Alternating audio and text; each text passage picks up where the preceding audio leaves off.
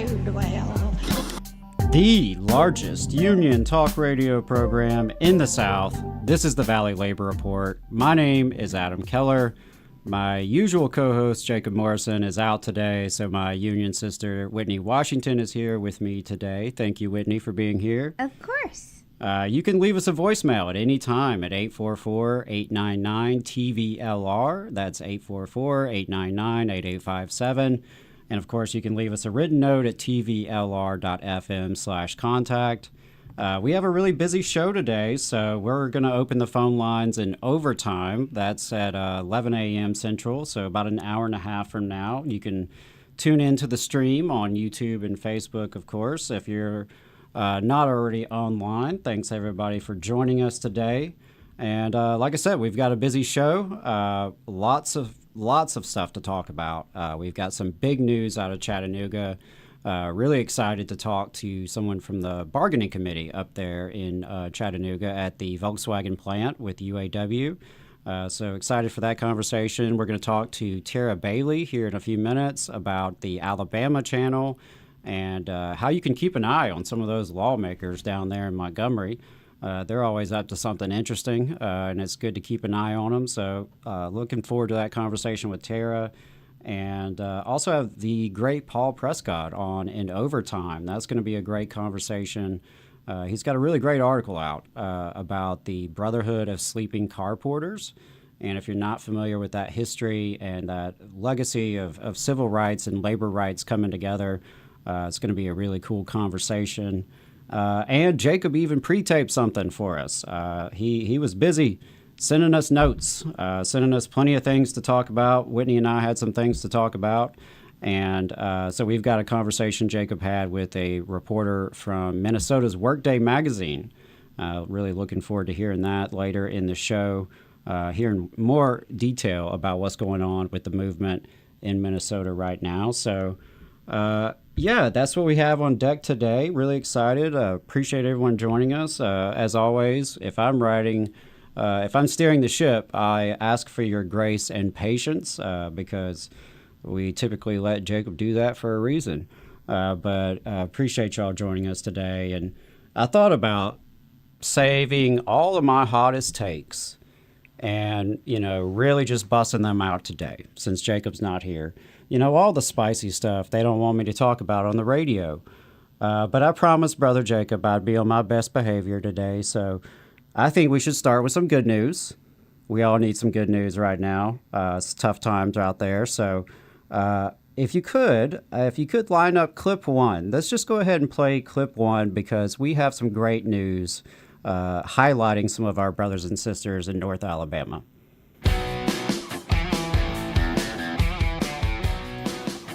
The work that our members do in the TVA, Local 65 there, and our members here at ULA at Local 44, the work that they do is just amazing. I've always said that as a machinist union, our members do the coolest work. The last 2 days have just proven that our members not only do incredible work, important work that really matters to this country. We were able to visit the training center with TVA in Florence, Alabama. We toured the center. They have breaking new ground and a new training center for apprentices. It's important to have these facilities because skilled labor is in a shortage and it's hard to find training around the United States these days. High schools used to facilitate that training when people like me come through school. One of the pieces I really look forward to when I'm able to come and do these shop visits is having that interaction with our members to hear what the important issues, not only from work issues, but outside of work, what issues are important to them and their families. It gives us the opportunity to have that one-on-one discussion with them on their contract, what they'd like to see for improvements, training opportunities and such of that.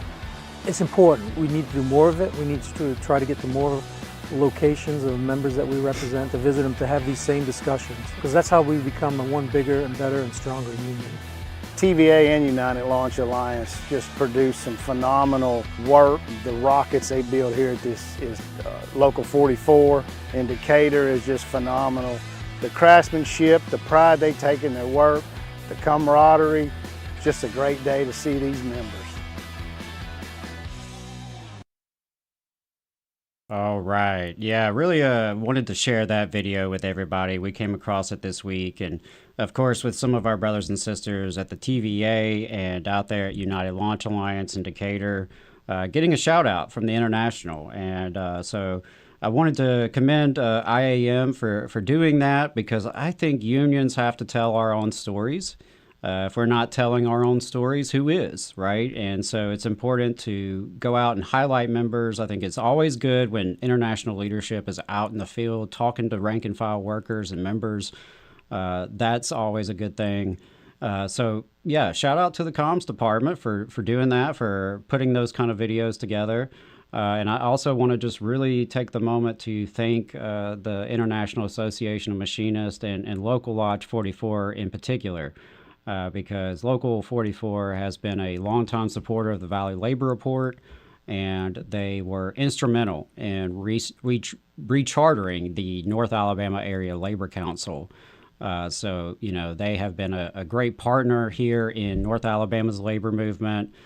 Jacob and I got a chance to speak at the state conference this past fall in Huntsville. Really appreciated that opportunity. Just wanted to share that. It's always good to have some good news and highlight working people in our community who are doing important work, and really appreciate that. Good work, Local 44 and IAM. We appreciate your support. Let's keep working together to build a stronger movement down here in Alabama. But we do have some bad news, unfortunately. I have to share that. Yeah, so a couple years ago, Alabama passed SB 231, which is a bill that prevents and I believe takes back tax incentives from companies that do voluntary recognition for union campaigns. So it forces like a card check where, it forces an election, right? Forces an election where everyone has to, vote on the union to join the union. So like my organization, the union I'm a part of, they did voluntary recognition. It puts a lot of power back. It's a more collaborative situation for unions. It's very helpful. It's a lot easier. And Alabama decided to penalize companies that did that. This is one of those ALEC bills. ALEC is a more conservative organization that creates sort of template legislation, and they use southern states like Alabama and Tennessee as sort of testing grounds for these legislation. So like SB 231, I think some of the stuff we saw out of Tennessee with like this anti-CBA bills recently, a lot of the preemption laws that southern states face, those come directly from ALEC. And right now we are seeing the spread of this sort of anti-voluntary recognition law in other states like Florida. That's right. Yeah. It's really unfortunate to see these kind of bills shop from state to state. And, Florida legislators are even, taking it even further, really. But they've got a copycat bill. They use the Alabama bill as a guidepost, but they're going even further. They're going to prohibit neutrality agreements. And for those who aren't familiar, a neutrality agreement is not necessarily the same as voluntary recognition. So voluntary recognition means the employer has chosen to recognize the legitimacy of the union and begin negotiations and bargaining and, respecting it as the bargaining agent. And typically they would do that because the union already has, vast majority of folks signed up. A neutrality agreement, which some companies have chosen to enter into with unions and with community partners, a neutrality agreement is kind of what it sounds like. You agree to be neutral if your workers organize. We know that in many cases, maybe most cases, when workers organize in private industry, they face a lot of pushback from the employer. They face a lot of hostility. A neutrality agreement binds the company and says that, we're actually going to stay out of it. We're not going to push the workers to do one thing or the other. We're not going to have any propaganda that we push out. We are just going to remain neutral. We're going to stay out of it. And some employers have chosen to enter into those kind of agreements for various reasons, either because they already have contracts and relationships with unions and other facilities that they own, or maybe they're just trying to do the right thing. Sometimes that happens. There are some really big corporations who have entered into neutrality agreements.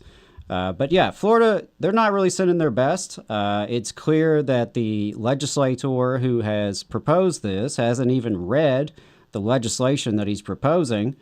Here he is presenting this bill to a committee in the Florida legislature. I know that some big companies, in particular Microsoft, AT&T, a lot of automakers, that they have neutrality agreements with their workforce. My understanding is that neutrality agreements are prohibited under your bill. They're not prohibited. Okay. They're authorized. We want neutrality agreements. So you want the neutrality agreements. So would this bill, would it reject companies' applications for Florida economic development incentives? I mean, are they just not authorized if they have this? I'm trying to understand how that plays in here. You're recognized. Mr. Chair? Thank you, Mr. Chair. And thank you again for the question. The bill basically states that if the state is going to seek to give an incentive that's defined by the language to a particular entity, that entity would have to follow the precepts of this bill, which would include unionization, if they are unionized by secret ballot, and have a neutrality agreement. Thank you. And just a clarification. Wait, what? I don't think he fully understands what this bill does, right? Yeah, I mean, I was confused hearing him try to explain what he was talking about. Like, why would he enter neutrality agreements, which is already a thing you can do, right? Like, you wouldn't have to legalize that. Like, why would that even be mentioned at all if you weren't trying to take that away? Right, as the other lawmaker said, I mean, they already exist with other big companies, so very weird. All right, let's continue. Because I want to make sure that I'm not confused about the bill. My understanding is in order for a company to be eligible for economic development incentives, you're saying employers must sign agreements stating that they will not sign neutrality agreements with labor organizations. But I just heard you say that they're required to, that they're authorized to have a neutrality agreement. Help me understand the discrepancy there. You're recognized. And it may be on me. 1 second, let me just, thank you, Mr. Chair.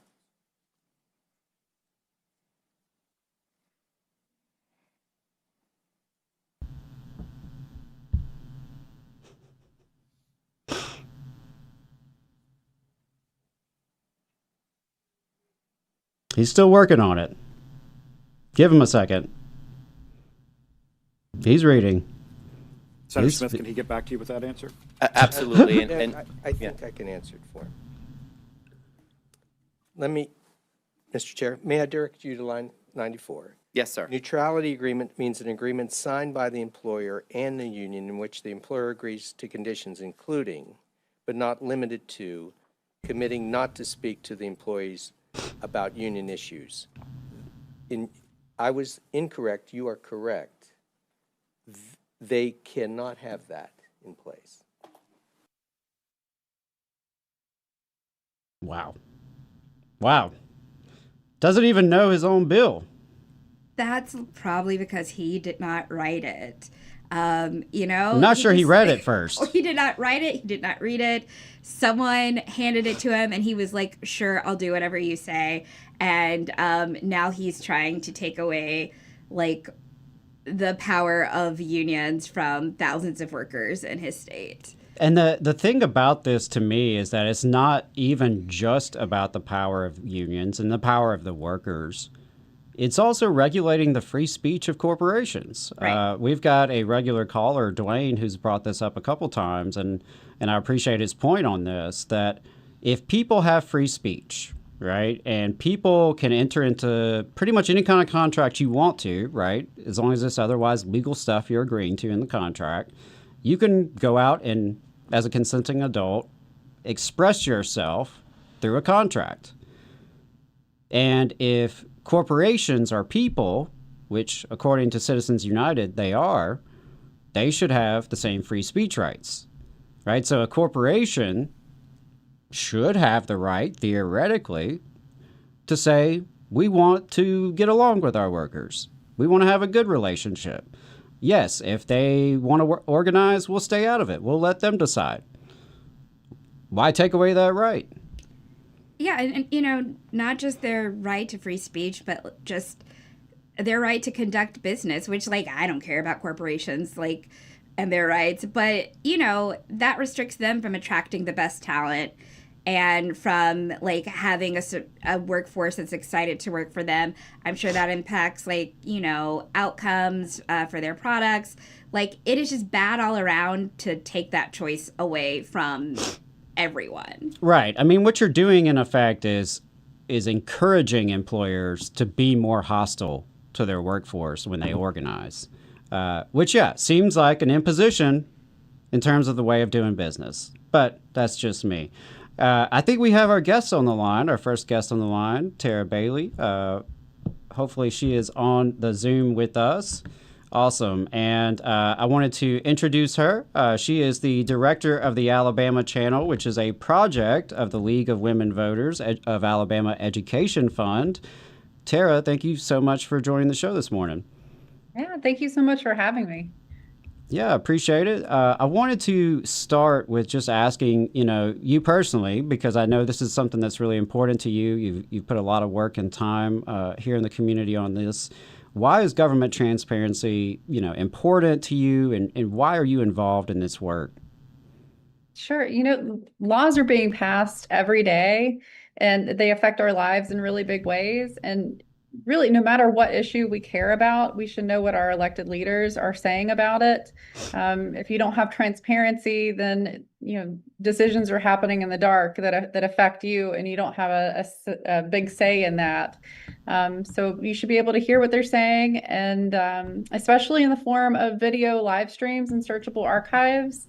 Because without that, the public misses these real discussions that are happening around the bills, and those conversations really matter.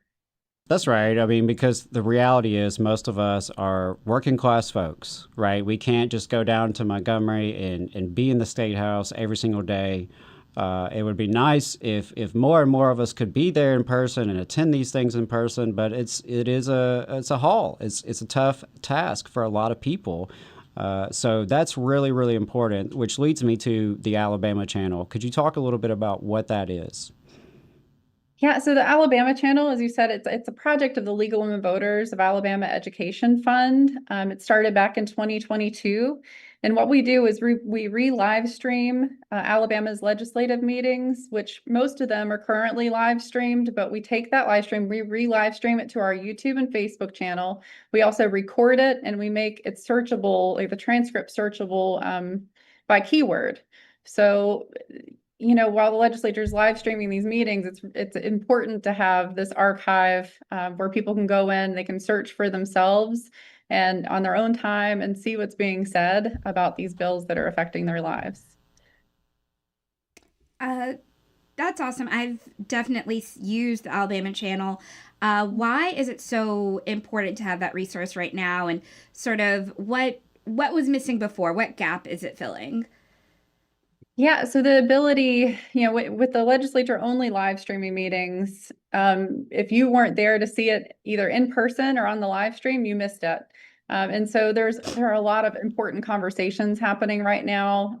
Essentially, our elected leaders are, you know, they're hired. So you really need to pay attention to what they're doing, because you're going to have a decision of whether to vote for them again the next time. And there are so many important discussions happening in our legislature that people need to be in tune with. You know, school choice stuff is coming up. There's the immigration issues that are happening. Really anything that's happening in our world is going through our political system. And if we're not involved in it, you know, we're not involved in taking part in all of that. It's really important. Yeah, absolutely. And I was wondering if you could just talk a little bit more about, like practically, like how can folks use this? Like for example, could I go on there and just search unions and see what I could find and see where some of our representatives and senators have been discussing unions, for example? Absolutely. So what I would say, is we've live streamed to YouTube and our Facebook page. So the first thing I would recommend everybody doing is subscribing to our YouTube page and following our Facebook page. But if you want to search through our archive, you can go to the alabamachannel.org and go under Watch Meetings. And there you're going to find over 1,500 meetings that we have archived since 2022.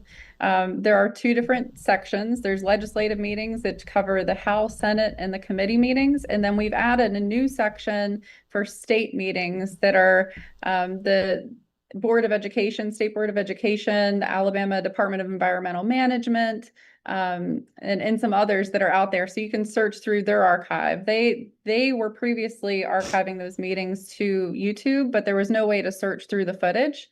So while we applaud them for doing the archiving, if you can't search the footage, it's really almost useless to have all that there. Yeah. I did not realize the expansion into the State Board of Education and ADEM and these other agencies. And that is really great to hear because I know a lot of folks are impacted by these agencies and a lot of people cannot really stay in tune with what they're doing. So, I mean, what a great resource. Really appreciate that.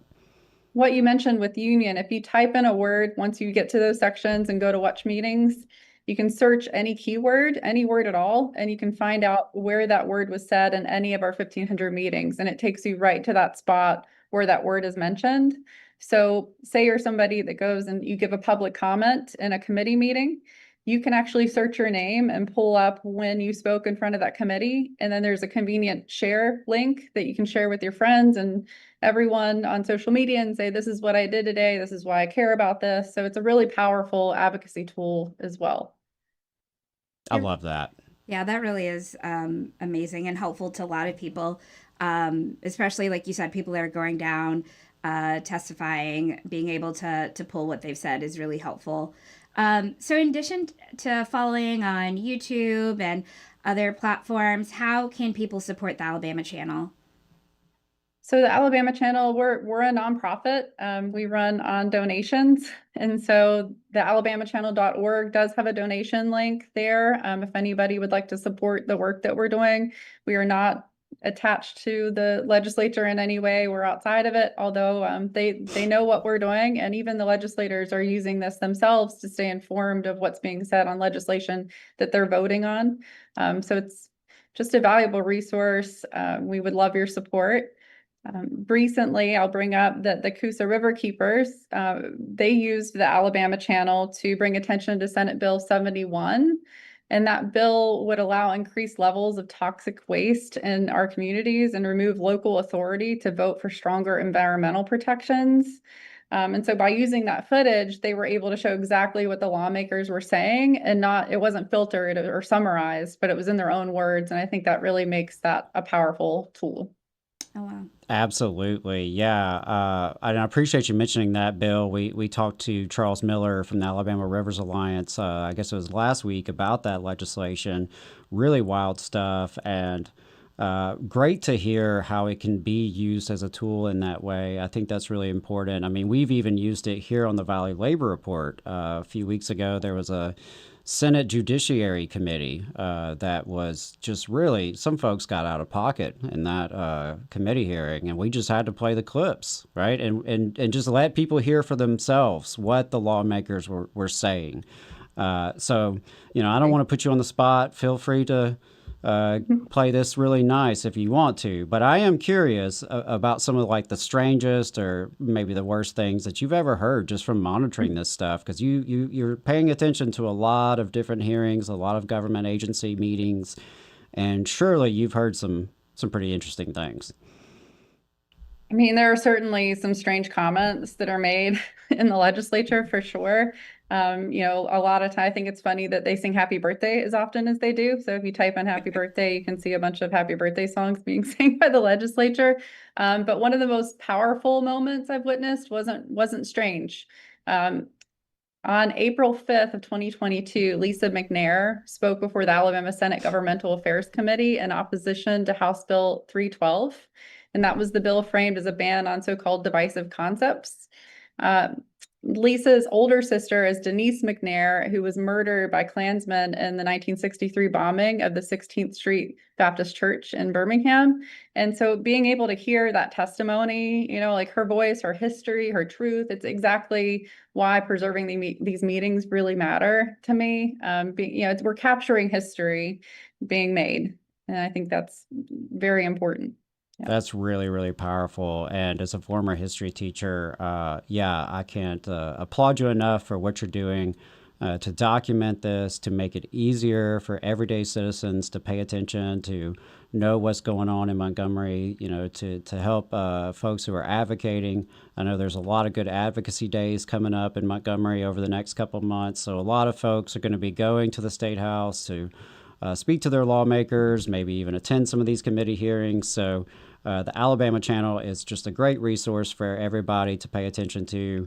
Tara, was there anything else you wanted to mention before we let you go? I would be remiss to not include this, but Microwave Dave passed away today or last night, and it's very, very sad. He was such a pillar of the community, and he was a strong supporter of the Alabama channel, and I'm just so grateful for his outreach and advocacy around what we're doing. And I just wanted to mention that because it's heavy on my heart today. Yeah, Tara, thank you so much for lifting that up. I really appreciate you doing that. Absolutely. Big pillar in this community. So thank you for lifting that up. And thank you so much for all that you do and for making some time to appear on the Valley Labor Report this morning. We appreciate you. Thank you so much for using it. Please continue. If there's anything I can do to help, let me know. Absolutely. Will do. So that was Tara Bailey with the Alabama channel. And like we mentioned, that is a project of the League of Women Voters of Alabama's Education Fund. Great stuff, alabamachannel.org. Check it out, all of you folks who are trying to know what these legislators are up to. And we've got a couple minutes before the break, so I'm just going to let you know that we have such a great guest lineup this morning. We've got UAW coming on in a few minutes. We're going to talk a little bit about the big news in Chattanooga. As you've probably heard, the Volkswagen workers up there have won a tentative agreement. So we'll dive into that with a member of the bargaining committee. We're also going to, of course, talk a little bit about some bad bosses, including a weird story coming out of the Huntsville area that's gone viral on social media. We'll talk about that here in a minute. Of course, we have last week in Southern Labor. So a lot to talk about. We are going to open the phone lines up at 11 a.m. Central. That is when we are on overtime. We'll be online as well as on Means TV, of course. So looking forward to that conversation with Paul and the conversation that Jacob has recorded with Workday Magazine. We'll have all that in overtime. And as always, if you miss anything, you can always find us on YouTube at the Valley Labor Report. You can go back and find anything you missed. You can find specific interviews, specific clips. We try to make it easy for you to find what you're looking for. And of course, we do come out as a podcast every week, and we cannot do it without you. We really appreciate all the support that we get from listeners. But the one thing I can really ask of you is to make sure you're leaving those voicemails. We love to get voicemails from listeners, just updates from what's happening in your local, what's happening in your movement here, whether you're here in the Tennessee Valley or around the world. We love to hear it. We've had some great reports recently from California, from North Carolina, from Indiana, and we love hearing those stories, and we really appreciate it. So we'll be taking a break here in a second. We really appreciate everyone tuning in. And a lot of great stuff after the break.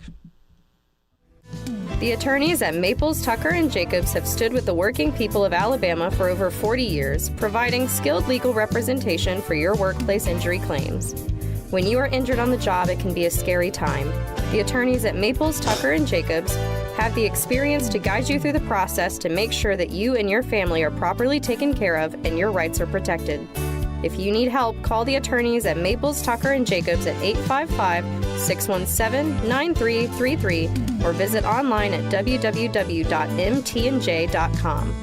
No representation is made that the quality of legal services provided is greater than the quality of legal services provided by other law firms. Support for the Valley Labor Report comes from the International Federation of Professional and Technical Engineers Union. Learn more by visiting www.ifpte.org.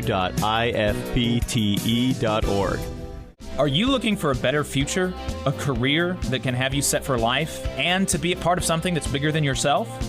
If you are, then consider a skilled trades apprenticeship with the International Union of Painters and Allied Trades. The work of IUPAT is all around us, from the industrial painters who work on the bridges to drywall finishers, floor coverers, the glazers who install the glass in our skylines, and so much more. With an IUPAT apprenticeship, you earn while you learn and receive benefits while learning the trade, including a pension. We provide world-class education free of charge. That's right, no student debt. Our starting salaries for apprentices that graduate is above the national median salary with benefits for entire families. And you have the flexibility to take your trade wherever you'd like in the country to work. IUPAT District Council 77 covers our entire region, so give Adam Booth a call at 205-603-3142 for more information. Again, that phone number is 205-603-3142. Come build a better future with us today and join IUPAT. We're the nurses, firefighters, and claims representatives that help keep our government services running. We respond to natural disasters. We care for our nation's veterans, and we investigate discrimination in the workplace. We are federal and D.C. government workers, and we are proud to serve the American people. Working in more than 70 agencies across the government, we know we can fulfill our mission because our union has our back. Learn more at afge.org. Paid for by the American Federation of Government Employees, AFL-CIO. Since 1889, the National Association of Letter Carriers has protected the rights of city carriers as they deliver the mail and offer support for their community. The Alabama State Association of Letter Carriers makes their legislative voices heard when it comes to issues involving the U.S. Postal Service and the working members of the union. The National Association of Letter Carriers has been longtime supporters of the Muscular Dystrophy Association and the Stamp Out Hunger Food Drive. This message is sponsored by the Alabama Association of Letter Carriers. To learn more, visit NALC.org.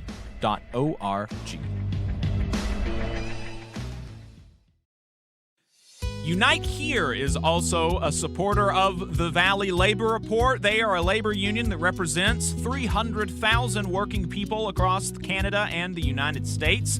Their members work in the hotel, gaming, food service, manufacturing, textile, distribution, laundry, transportation, and airport industries. You can learn more about Unite Here at unitehere.org. Come on, you poor workers, good news to you I'll tell, how the good old union has come in here to dwell. A battle in the heart of Alabama caught our attention. Coal miners in one community, they've been on strike now for months. Working as long as 12 hours a day, 7 days a week, in some of the most dangerous conditions. I really think that the labor movement is the single greatest force for democracy in the history of the United States. The story of Alabama is a story of not just resilience, but of militancy. I say no contract, you say no coal. No contract, no contract. If we ain't all free, ain't none of us free. You're listening to Alabama's only union talk radio show, The Valley Labor Report, with Adam Keller and Jacob Morrison. That's right, folks. From the mountains of Tennessee to the bayous of Louisiana, broadcasting online and on the radio from the heart of the Tennessee Valley here in the Spice Radio Studios in Huntsville, Alabama. This is the Valley Labor Report. My name is Adam Keller. My typical co-host, Jacob Morrison, is out today. So really grateful to have my union sister, Whitney Washington, in the studio with me today. And on the program, we've got a whole lot to talk about. We just talked about a Florida lawmaker introducing an anti-union bill that he hadn't even read. If you want to see that and you missed it live, you can find the stream on Facebook and YouTube. Check that out. We're about to talk to a member of the UAW Volkswagen Bargaining Committee about their new tentative agreement. Really excited about that big news out of Chattanooga. All that and more on today's program. As always, if you'd like to call in, you can do that at 844-899-TVLR. That's 844-899-8857. We'll open up the phone lines at 11 a.m. for overtime. And you can always leave us a voicemail. You can leave us a voicemail right now if you want to. And you can also send us a note at tvlr.fm/contact. If you haven't gotten enough of us by the time we wrap here on the radio, or if you just want to see what we're up to throughout the week, you can find us anywhere you find anything online, in particular at our website, tvlr.fm. But we're also on YouTube, Facebook, and wherever you get your podcasts, all at the Valley Labor Report. And just a reminder that your support keeps us on the air. Our largest single source of funding comes directly from our listeners, and we really appreciate you. So if you want to become a sustaining donor to the program or make a one-time donation, you can go to tvlr.fm/donate or patreon.com/the Valley Labor Report. And we've got a bunch of cool merch for sale at tvlr.fm/store. And finally, if you're a member of a union, you should get your local, your district council, your international union, anybody you can talk to, get them to sponsor the show. We'd love it. Reach out to us for more details on that. Let me add a disclaimer that any viewpoints or opinions expressed in this program belong solely to their author and do not necessarily represent any organization or sponsor. We welcome all of our listeners, whether you are on YouTube, Facebook, WVNN, WZZA, WHIV, WGOW, WMSFP, Means TV, or through your favorite podcast app. We are proud to be part of the Labor Radio Podcast Network and encourage our listeners to check that out at laborradionetwork.org. As most of you know, we are not media professionals, just a few diehard unionists who want to amplify the voices of the working class in the American South. We're hoping that this project can make a difference on that front, and we can't do it without you. We want to thank everyone for tuning in, whether you're a loyal fan or a first-time listener. We appreciate you spending some time with us. Absolutely, that's right. We appreciate it very much, and we're going to get right into last week in Southern labor. In terms of what workers were up to across the American South and the American colonies over the past week, January 30th to February 6th. All across the South, there were 74 workers and 3 bargaining units going public with their union campaigns. 28 workers across 3 bargaining units withdrew their petition for a union election. 233 workers across 5 bargaining units did unionize, and 108 workers in 5 bargaining units voted against unionization. And down in Florida, shout out to McKenna Schuler, we were able to see that there were over 45,000 state and municipal workers in 32 bargaining units who voted in favor of recertifying their union. So just a little bit more details in new campaigns. 17 workers at American Air Conditioning and Mechanical in Springdale, Arkansas, filed a petition to hold a union election with the United Associations of Plumbers and Pipe Fitters, UA, Local 155. 54 workers at 4 Heinz restaurants in Washington, D.C., filed a petition to hold a union election with Unite Here, Local 25. 3 workers at Cap Transfers LLC in Kansas City, Missouri, filed a petition to hold a union election with the International Union of Operating Engineers, IUOE, Local 101. In election results, 13 workers at Republic National Distributing Company in Lubbock, Texas, withdrew their petition with the Teamsters Local 577. 3 workers at Penske in Moberly, Missouri, withdrew their petition as well with the Teamsters. The NLRB regional director closed the union election case without an election for 12 workers at Total Distribution in Canova, West Virginia, who had originally filed for an election with Teamsters Local 175. 2 workers at Hertz Cart Sales in Florissant, Missouri, voted 0-2 against unionization with the Teamsters Local 618. 19 workers at United Insurance Company of America in Beaumont, Texas, voted 15-3 in favor of unionization with the United Food and Commercial Workers, UFCW, Local 1. And big win here, 66 workers at Bally's Hard Rock Casino in Biloxi, Missouri, voted in favor of unionization with the Teamsters Local 891 in a card check election. We also have some great data from Florida. In the interest of time, we're going to keep it moving, but I want to lift up McKenna Schuler's monthly roundup of Florida union news. You can check it out on her website, caringclassrevolt.substack.com. She's got a ton of great information about the public sector organizing down in Florida, so really recommend you check that out.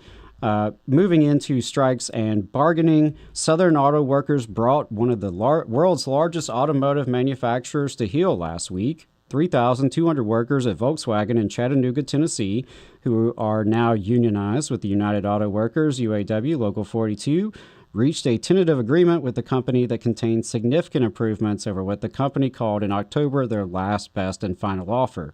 Some highlights from the contract include a 20% raise, a $6,500 ratification bonus, strong language protecting against unilateral job cuts and plant closures, and new product commitments.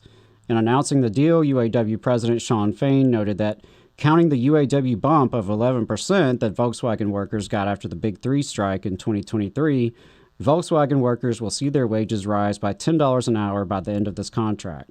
The members will now vote on the deal, and we'll have more on that in a minute.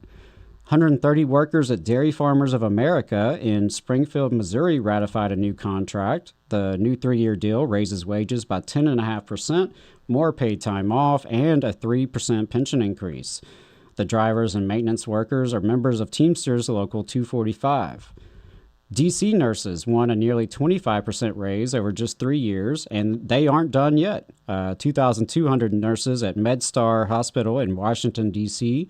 last week ratified a new union contract with huge wage increases, stronger protections against workplace violence, and more paid time off. The nurses, organized with National Nurses United, stressed in their statements to the press, though, that this contract does not negate their allegations of widespread wage theft by the hospital, and they continue to seek a resolution to that case. And in political news, a Texas union member absolutely demolished a Trump-backed Republican in a special election for the state Senate. Machinist Union President Taylor Ramett won by 14 points, swinging the district 31 points away from Republicans. He did this despite being outspent 10-1 and despite the fact that 51% of the electorate that turned out to vote were registered Republicans. He also didn't shy away from populist messaging, supporting pro-union policies, statewide rent control, increased transit spending, and more. North Carolina firefighters won union rights in one of the most union-hostile states in the country. The International Association of Firefighters, IAFF Local 332 in Asheville, had been advocating for some time for city employees to have the right to a union representative during their grievance proceedings, and last week they won it. Even though North Carolina bans public sector collective bargaining, this protection will allow Asheville unions to ensure their members are being treated fairly. This local also just won a 3% raise for their members last year. And lastly, Texas Teamsters endorsed Greg Abbott for governor for the state last week, saying he has given the Teamsters a seat at the table. In their press release, the Southern Region VP had this to say: "As our union has shown on a national level, the Teamsters care less about political affiliation and more about protecting good-paying union jobs. Texas Teamsters are proud to support candidates that support the American worker, and in this race, that candidate is Governor Abbott." Teamsters on Twitter were less than thrilled about that announcement. Yeah, and if we missed anything, please do let us know. The more exhaustive update is sent out through email every week. We just don't have time to get into everything, so make sure you're subscribed, tvlr.fm/contact, and please do let us know if we miss anything. It's hard to keep track of everything across the South, so we appreciate all those good tips that we get. And I know we have our guest in the Zoom, but before we bring him on, we've got just a little bit to share with y'all in terms of the news in Chattanooga. As we mentioned just a minute ago, workers at Volkswagen in Chattanooga did reach a tentative deal with the company last week. We've got a member of the bargaining committee that's going to be on here in just a second.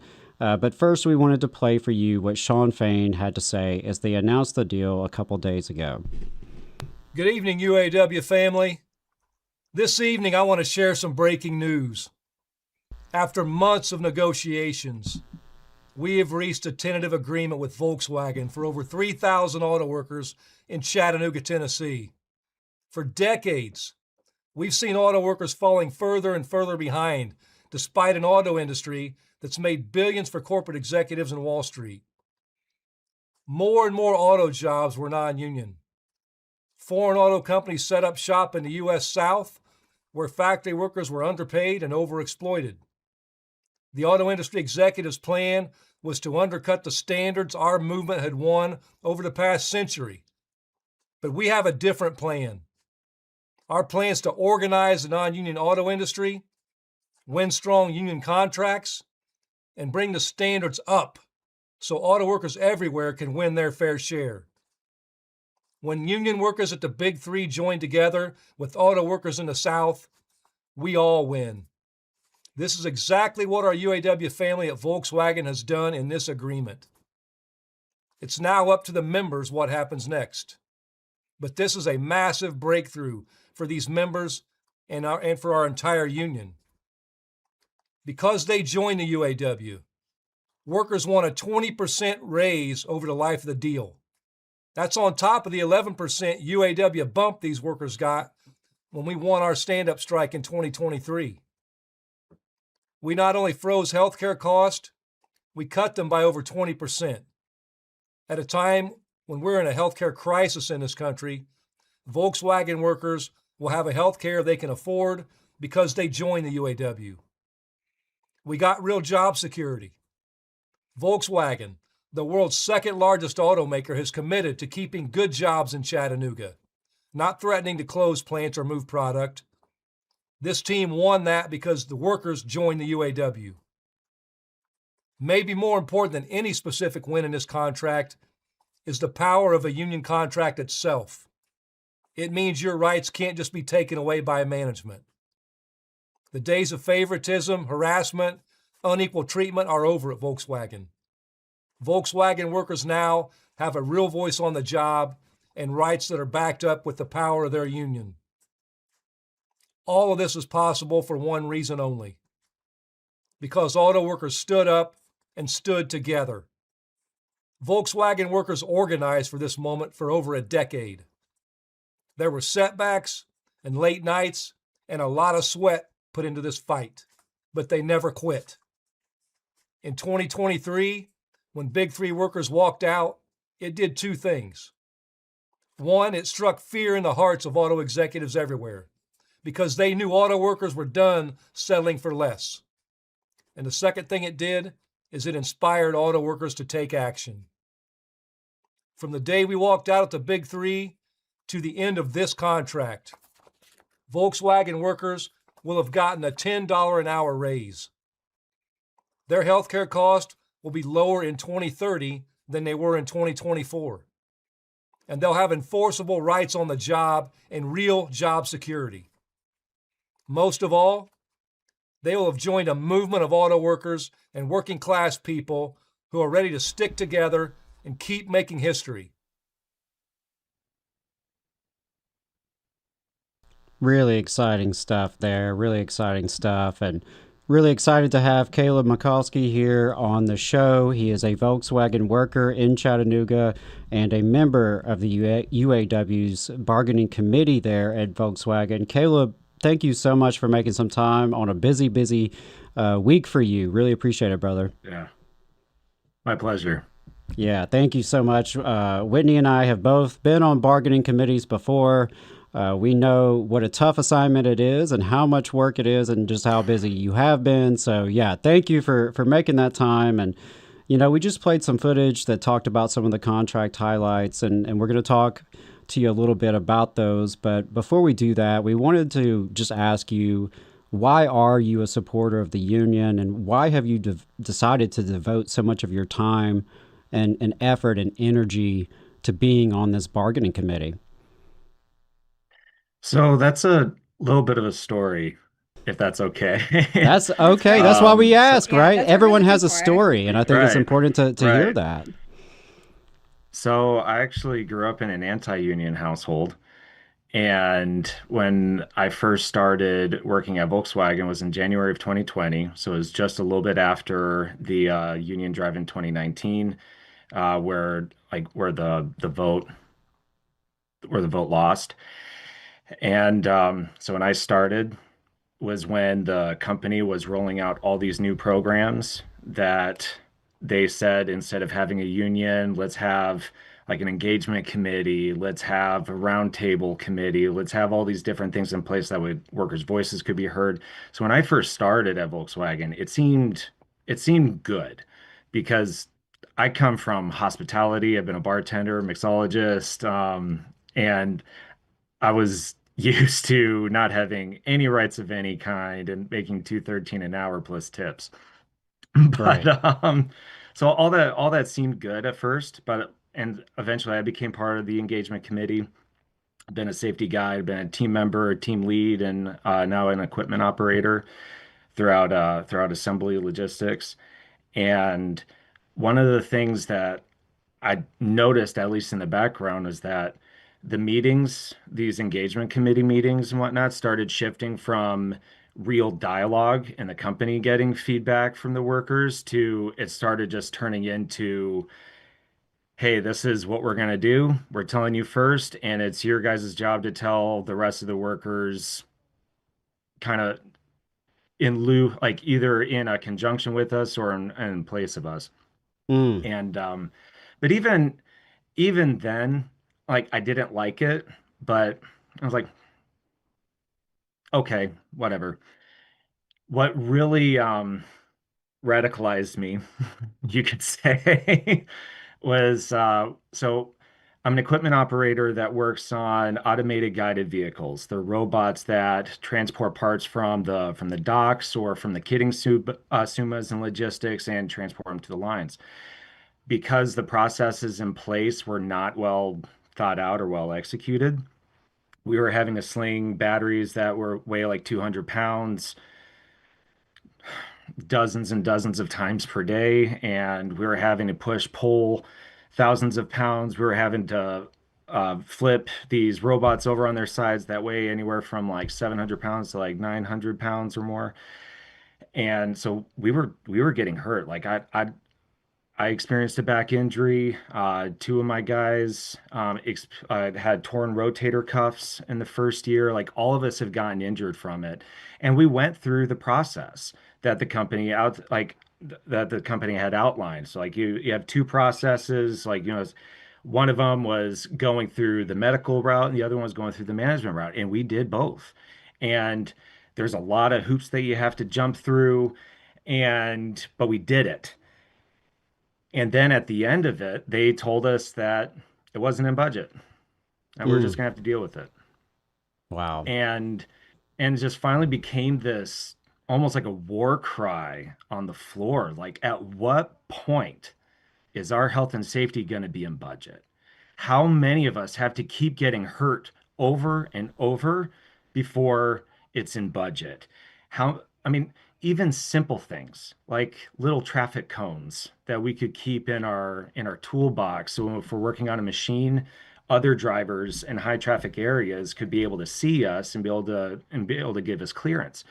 Initially, they were telling us that was not in budget, wouldn't give it to us. And I'd been fighting for this for weeks, and it took to almost one of my coworkers on night shift almost getting his head run over before they finally said, okay, you can have some cones. And it was like that for everything, every single thing.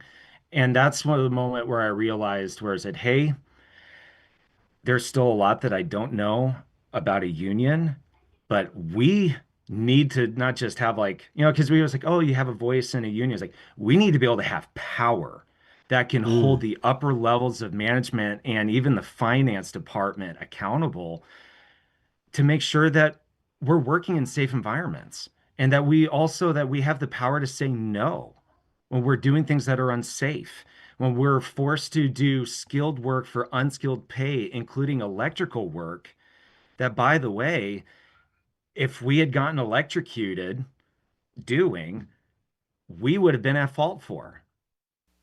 Wow. But that was just our job. And so you're living between a rock and a hard place perpetually. And so that's when I started really looking more into unions and the UAW.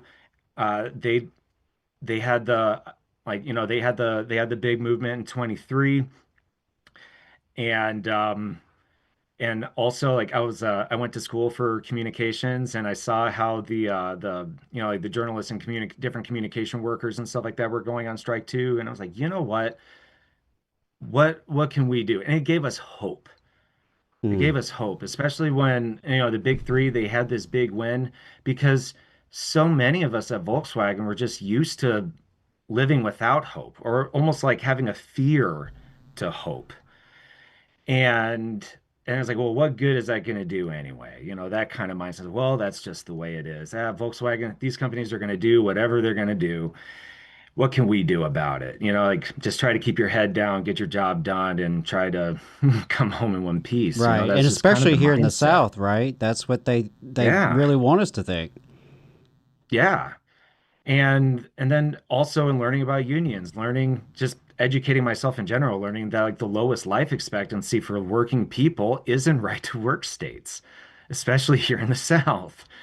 And realizing that these companies see our health and safety as an expense on a spreadsheet.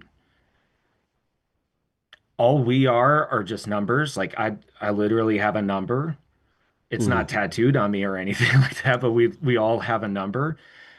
And and they see getting away from, or trying to see if they can wiggle out of certain safety policies, or even not executing safety policies whenever it's convenient, as a cost savings. And like, our lives, our bodies is not a cost savings on a spreadsheet. We are people. And as workers, we're the ones who drive the economy. And it's like, if I was a business owner and my workers were not getting a livable wage, if they were in unsafe conditions, if I put them through a fraction of what we experience, I wouldn't be able to live with myself. But that's why I started speaking out. And initially, I was one of those guys who didn't speak out. I was just one of those guys who, I just kept my head down. I worked hard. I try to do 110% of everything that I do.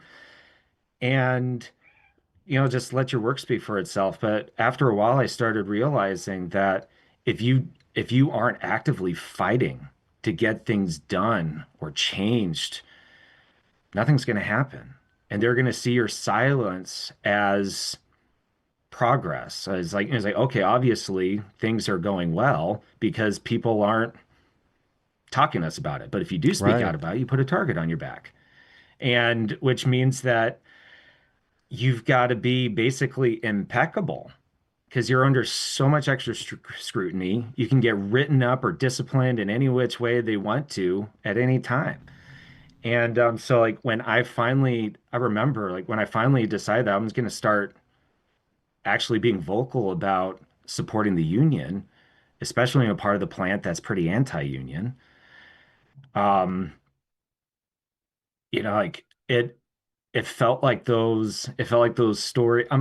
To preface this, I'm a history and mythology nerd, and it's like, but it felt like those epic stories from a long time ago where the people are standing up to the giants or taking on the titans and stuff. And it was a little scary at first, but I just kept doing it because it was the right thing. And if we're not going to fight for us, no one else will. And so I realized a long time ago that I can say the same thing that other people would say, and I'd get listened to, and other people wouldn't. So I was like, okay, I'm going to keep advocating. And then when we voted in our union, overwhelmingly, I should say, I don't know, like people and how I became part of the bargaining committee, but I wasn't even originally planning on running. So many of my coworkers kept asking me if I would join, because I did an interview with the Payday Report, which that was just kind of a chance thing, and my coworkers just kept asking me, like, "Hey, I didn't vote for the union, but I'll vote for you. Hey, I was like, I don't know how I feel about all this, but if you put your name in the hat, I'll vote for you." I was like, okay. So I put my name in the hat 30 minutes before the expiration. And I didn't campaign. I was just like, well, my name is out there, whatever happens, happens. And I got elected in, and I take that very, very seriously. And even if there's things that, I may feel really strongly about, like if my constituents, my members don't feel that way, or I was like, I'm going to represent my members because that's what I was elected to do, and I'm going to do it to the best of my ability. So I know that was a really long answer to one question, but that was fantastic. Thank you. Yeah, absolutely. I mean, that's why we asked that question, because I think everyone does have that story, and it's important that we can share that story and hopefully inspire other people to see how our destinies are connected and how it takes all of us being able to speak up and listen to each other and have each other's back to make progress. And so, something that I really appreciate in terms of your story is that a lot of workers in this country don't have this opportunity, right, that you just had. They don't have that voice. You know what it's like just from prior to the union being there, in terms of what that's like to lack that power and voice on the job. And a lot of workers, especially here in the South, they can't really imagine sitting across the table from the company executives. So what else would you like to kind of share about just the process and what it's been like, especially for those non-union workers who've never been through this? So the process, as far as bargaining specifically? Yeah, just anything you think workers should know in terms of like how this actually is a democratic process. And I think you hinted at it already in terms of how, it's not really about your individual opinions, right? It's about representing the members themselves. Absolutely. So immediately after we won the vote, we had a meeting, and one of the things that myself and many other people felt strongly about is that when we do have, like, whether it's an election committee or whether it's a bargaining committee, that we need to make sure that we are touching every single part of the plant, every single shift, every single area, and get people and every demographic as well, because like we're a very culturally diverse shop, not just different cultures within America, but I mean also internationally. I worked with people not just from different parts of the United States, but also people from like Sudan and Pakistan and in Eastern Europe and England. Like we have, like, it's a really, really international, diverse place, and it's beautiful. And we wanted to make sure that we captured that. Right. And then after the bargaining elections and we became part of the bargaining committee, we had surveys that went out to the entire shop floor. It's like, what are the things that you want to see as a list of demands for your, for bargaining, to bargain a contract? And so we did this huge survey that went throughout the whole plant.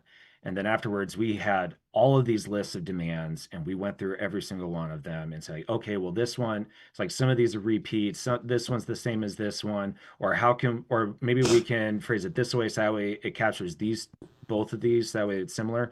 And we ended up with like 800 demands. And that was our rule book. That was our textbook, At the end of the day, even later on in bargaining, when we would be having discussions about like, hey, should we keep trying to pursue this? Should we pivot? Maybe try to push on this for this instead? We would go back to that demand book and say, well, this many percent of people actually wanted this. And regardless of how some of us personally felt about it, I was like, that's what the membership wanted. So that's what we're going to do. And even with the international staff coming down was incredible. All they ever tried to do was to just try to, they taught us how to bargain, but they were never the decision makers for anything, even small decisions. For every single decision that needed to be made, they would say, hey, this is what's going on. Here's some of the things that from our experience that we could possibly suggest, but it's ultimately up to you. And then they would step out of the room. The bargaining committee, we would discuss it, sometimes for a little bit of time, sometimes for a long time. And we would reach a conclusion, and then we would bring the international staff back in the room, and we would tell them what we had decided, and the international staff took that as guidance for what they were gonna bargain on their level. But we were the ones who made those decisions. Everything that because we had Chuck Browning, who is now retired, but was from the Ford Department, international vice president for the Ford Department of Agricultural Implementation. There was even some times where he said, hey, this is what we do in Ford. And we said, like, that's not going to work here, and this is a thing that we do here. And this is something that the membership really loves.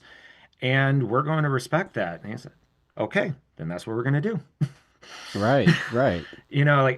I felt like I learned more about how this country should operate by being a part of the bargaining committee, because we have democratic principles.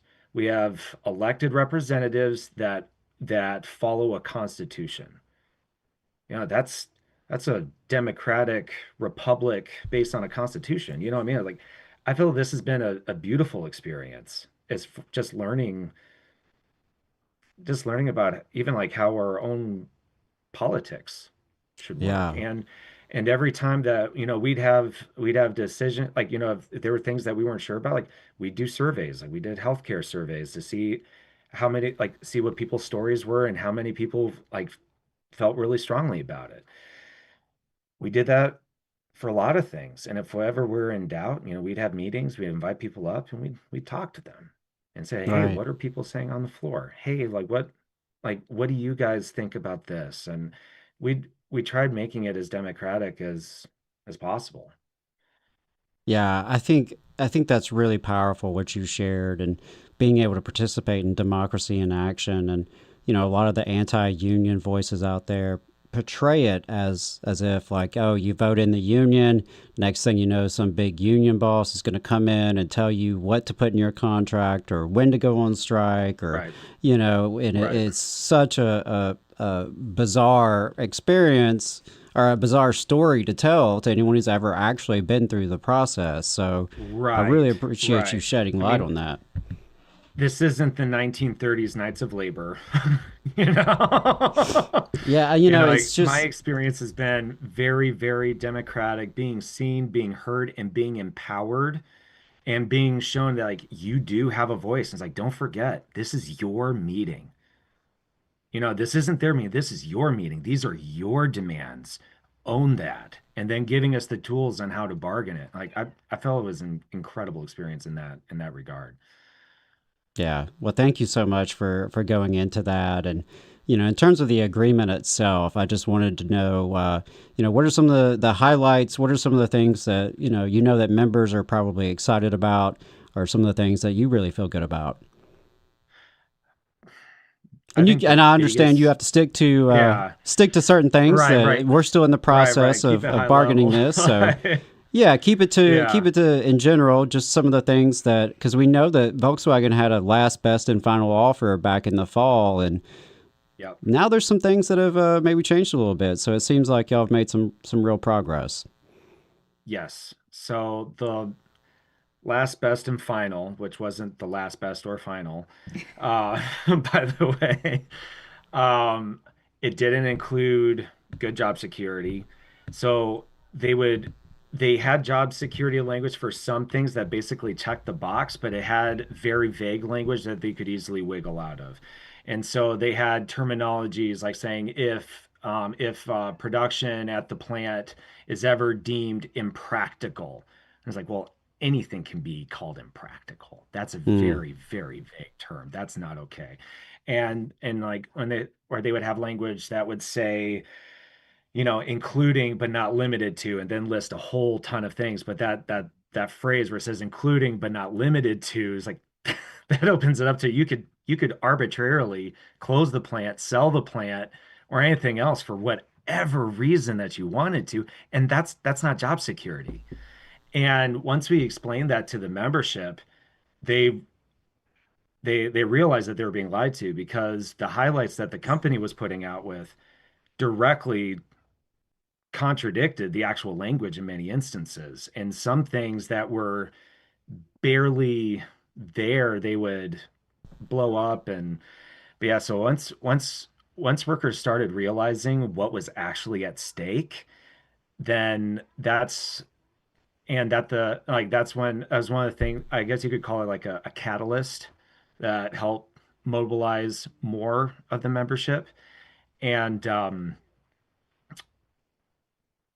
then when the company just kept refusing to bargain with us whatsoever, and they had this huge campaign where like they were dropping videos once or twice a week. They were putting out propaganda all the time and say like, get this last best final offer is the bee's knees, and your bargaining committee is standing in the way of you being able to have success in your work area, and da da da da da. And we had to overcome that, which ultimately led to us mobilizing for strike authorization. And then once we achieved that strike authorization vote, it changed everything. And it was when we could finally start having honest talks from certain members of the company, and that they actually took us seriously. Because something that a few members of management had told us was basically like, all right, if you want it, then fight for it. And even when it was like, but you know that this is the right thing. I can understand ignorance beforehand, but now. So let's just try to figure out how can we work together to be able to just do the right thing and bring justice to these people. And their statement, they told us that. I was like, well, if you're not willing to fight for it, why should we give it to you? And the other thing was, they told us that, and I can't remember the exact word verbiage that he used because it was like a year ago, but he said that it's not our fault that the labor laws in your country and the healthcare laws in your country suck. Wow. Oh, wow. Wow. Yeah. It's like, if you change your laws, then we'll happily comply. In other words, we're going to do whatever we can get away with. Right. Because your country doesn't care about you. Yeah. Wow. Right. Wow. And especially things like right to work, which, by the way, for people listening to this, in case if you don't know, the right to work movement was largely based on racism, because they were afraid of multiracial, multicultural workers in solidarity being treated as equals, and that it would undermine Jim Crow. And so that was one, and the same people who were putting out Jim Crow pamphlets were the same ones who were putting out right to work pamphlets. Amen, brother. Amen. I appreciate you lifting that up. And the last thing I wanted to ask you about this is, I do definitely want to hear kind of where things are going, but a lot of anti-union folks are going to hear this news and they're going to say, oh, see, that's the problem. Those workers are just wanting too much stuff. They want too much. They're too greedy. Volkswagen's going to go out of business. They'll never be able to afford all this. What do you think? Well, I think it's funny that when a single family that's part of the that owns investments, that owns 33% of the shares of Volkswagen, can make $4 billion in a single year, they're not greedy. They're just successful business people. But if workers want to get paid a livable wage, and by livable wage, I'm defining that as working 40 hours a week and being able to afford to live in a home in the town that you work in, be able to raise a family, be able to afford your utilities, a car, groceries, all those things, and still have money to put aside for retirement and savings. And I know that's something that sounds outlandish in today's age, but for my grandfather, he worked for a union shop, worked in a union shop for Scott Paper Company in northern Wisconsin. He was able to do all those things, and that was just normal. That was the American dream. Right. Right. And that's what I want for my family and for my coworkers. But all of my experience being working in other industries, I'm still friends with them. They're struggling more than we are, and I'm fighting for them too.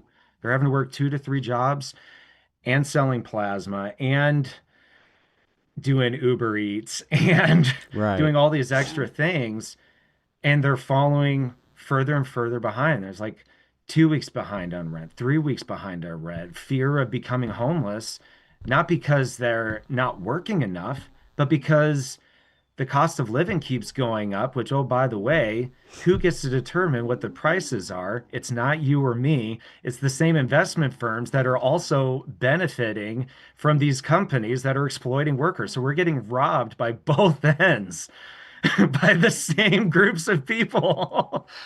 And just to put it in perspective, so like in a bad year, Volkswagen will make around $20 billion. The shareholders will make between 10 and 12 billion dollars, 1/3 of which goes to one single family. I think they're going to be okay. I think they're going to be okay. I think they're going to be okay. When your shareholders make as much as all of Ford Motor Company on a good year as an international auto manufacturer, I think you're doing okay. Oh, and by the way, workers in Germany, Volkswagen workers in Germany doing the exact same work that we are making almost twice as much. They're making like $108,000 a year straight time on a 35-hour work week with more time off and better benefits. Wow. Yeah. You know, when you lay it out like that, we're not even asking for the German standard here. We just want the American standard.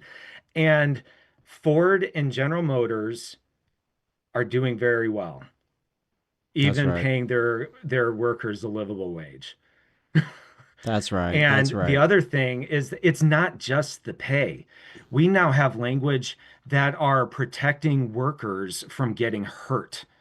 That's a cost savings for the company. We now have language in place that makes sure that workers who work in quality assurance aren't being forced by management to buy off on bad quality, which means that the company will benefit from having higher quality, which means that there's less rework on vehicles. That's a cost savings. We have language that now that we're going to be able to help with the ergonomics in production and making sure that processes are more effective, efficient, and also making sure that workers aren't being worked to death. That also results not just in, once again, better quality, lower injury rates, but also higher retention of workers, which means that they're not having to spend as much money in retraining new employees. That's a cost savings. It's a win-win. It's a win-win. It's a win-win. All of the language that we fought hard on is mutually beneficial. The language that the company was trying to push only benefited them. Yeah, absolutely. Absolutely. You know, well, Caleb, I know we've had you longer than we asked you to be on, and we know you're really, really busy. No worries. And brother, we really appreciate it. Was there anything else you wanted to share with us before we let you go this morning? Yeah, I hope that what we've been able to achieve is a beacon of hope to our brothers and sisters in the automotive industry who are fighting to be able to have representation and organization, and also people outside of the automotive industry, because they deserve justice and a fair shake and a shot at the American dream as well. And it wasn't just us 19 who were in the bargaining committee. It wasn't even just all the members on the floor. We also worked together with other groups in the Chattanooga area, the Chattanooga Labor Council and the Caleb organization and Jobs with Justice and multiple others. It took a big group of people standing together in solidarity and fighting for each other. And as long as we are focused on fighting each other, they will always win. But if we stand together, we can move mountains. And a couple days ago, we literally did. Hell yeah. Great way to end it, brother. Great way to end it. Caleb Makowski is a member of the Volkswagen Bargaining Committee with the UAW, United Auto Workers. Thanks again for being on today. And congratulations. Congratulations. Thank you Keep so up the good much. work. Thank you so much, guys. Appreciate you. Take care. All right, y'all. We're going to take a quick break, and we'll be right back. The Laborers International Union of North America, LIUNA Local 366, is proudly recruiting North Alabama local workers to work construction and nuclear plant maintenance. If you're interested, please contact April at our training center to start the process at 256-904-1753. No experience is needed. We offer free training, but you must be able to pass a background check and a drug test. Local hiring that grows our community with good-paying jobs that have benefits is our mission. Live better, work union, Local 366, feel the power. The Valley Labor Report is also supported by the Communication Workers of America. Learn more at cwa-union.org.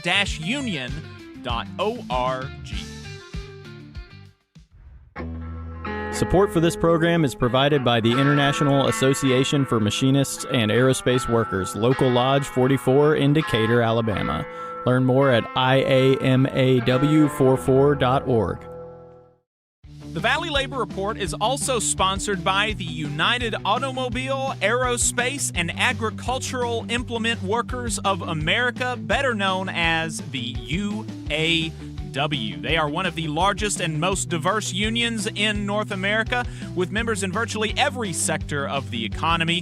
UAW-represented workplaces range from multinational corporations, small manufacturers, and state and local governments, to colleges and universities, hospitals, and private nonprofit organizations. The UAW has more than 400,000 active members and more than 580,000 retired members in the United States, Canada, and Puerto Rico. You can learn more about the UAW and join at uaw.org. The Valley Labor Report is also sponsored by Labor Notes. Labor Notes is a media and organizing project that has been the voice of union activists who want to put the movement back in the labor movement since 1979. You can learn more about Labor Notes at labornotes.org. The attorneys at Maples, Tucker, and Jacobs have stood with the working people of Alabama for over 40 years, providing skilled legal representation for your workplace injury claims. When you are injured on the job, it can be a scary time. The attorneys at Maples, Tucker, and Jacobs have the experience to guide you through the process to make sure that you and your family are properly taken care of and your rights are protected. If you need help, call the attorneys at Maples, Tucker, and Jacobs at 855-617-9333 or visit online at www.mtnj.com. No representation is made that the quality of legal services provided is greater than the quality of legal services provided by other law firms. Support for this program also comes from the Mid-South Council of Retail, Wholesale, and Department Store Union. Learn more at rwdsu.info. Union leaders, do you want a powerful website and mobile app built just for your members? The Union Active system, created by Unions America, makes it easy to share news and documents, send alerts, and keep your members engaged anytime, anywhere. Trusted by thousands of unions, Union Active streamlines communication so you can focus on what matters most, your members. With real-time updates, secure messaging, and custom features built for unions, you'll keep your members informed and engaged 24/7. Get Union Active today. Visit unionactive.com to learn more. Union Active, the ultimate website and communications system for unions. Come on, you poor workers, good news to you I'll tell. How the good old union has come in here to dwell. Labor creates all wealth should go to labor, and you're listening to the Valley Labor Report. My name is Adam Keller. Jacob Morrison is out today, so I've got my sister Whitney Washington in the studio with us, and we just wrapped up a really great conversation with Caleb from the Volkswagen Bargaining Committee up in Chattanooga. Check it out on YouTube or Facebook if you missed anything, and if you are online, go ahead and like the stream. Subscribe to the channel, give us 5 stars if this is a podcast you're listening to, all that good stuff. It really does help. And of course, we are coming up on the end of the first half. We've got a whole nother second half coming from 11 a.m. And that overtime is going to have a couple of guest interviews, going to have some other stuff we're talking about. Really excited. You can give us a call at 844-899-TVLR. That's 844-899-8857. Send us a note at tvlr.fm/contact. I've got a couple of plugs I wanted to share with y'all before we wrap up this hour and a half here on the radio. On Tuesday, February 10th, we have the Immigrant Rights Coalition Advocacy Day in Montgomery. There are quite a few advocacy days in Montgomery coming up. So definitely keep those on your radar. Hopefully folks listening can have a chance to go to the State House and participate in one of those. Alabama Rise Action is holding its Advocacy Day on Tuesday, February 24th. Make sure to register in advance. I believe Alabama Appleseed is holding an event the same day. So lots of advocacy days happening in February. There's also Cover Alabama's Healthcare Advocacy Day on Tuesday, March 10th. The Alabama AFL-CIO's Legislative Day and Roadkill Barbecue will be on Wednesday, April 1st. And then there's, of course, some great trainings out there. I did notice that Little Sis, you can go to littlesis.org. They have an Excel for Organizers training on February 11th. I'm excited about that. I do not have the spreadsheet game that I need to have. I'm trying to up it. So hopefully that'll be a good one. Labor Notes has a Stewards Workshop, Thinking Like an Organizer. That's going to be on February 18th. You can go to labornotes.org/events to check that out. And of course, about a month from now will be the Selma Bridge Crossing Jubilee. A lot of folks are going to be down in Selma March 5th through the 8th. So put that on your calendar as well. And we actually are running out of time. We had some Boss Watch stories. We'll have to get to that in overtime. Including some Louisiana harassers and some Oklahoma harassers and potentially a really weird viral social media post here in Huntsville about a local company and a weird interview that someone had there. This company, of course, has had some issues and they've been in Boss Watch before. So we'll talk a little bit about that in the second half of the program. And again, if you're not following us, go to the Valley Labor Report. Anywhere you find anything online, you can check it out there. Our website's tvlr.fm. And we are proud to remind folks that we are part of Means TV. That's right. You can listen or watch Overtime on Means TV. It's a worker-owned streaming cooperative. And you could subscribe to Means TV with our discount code, TVLR. You can get 20% off either your first month or the entire year. A lot of great programs on the site, including a documentary about unionizing a poultry plant here in the South, and as well as the Amazon labor union campaign. So check that out at Means TV. And again, go to tvlr.fm/store to check out our merch. We've got some cool merch. Hope y'all will check that out. And again, always let us know what you think at 844-899-TVLR. That's 844-899-8857. Give us a call. We'll open up the phone lines in overtime. And again, we've got some really great interviews lined up for overtime. But if you are on the radio, if you're not going to be hearing us on YouTube or Facebook, we hope that you'll tune in next week. We appreciate you spending some time with us. Solidarity forever.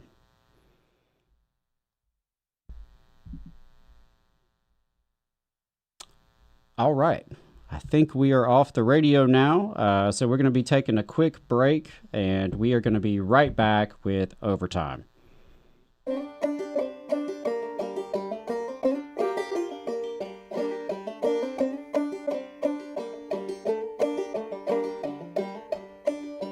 Come on, you poor workers, good news to you I'll tell. How the good old union has come in here to dwell.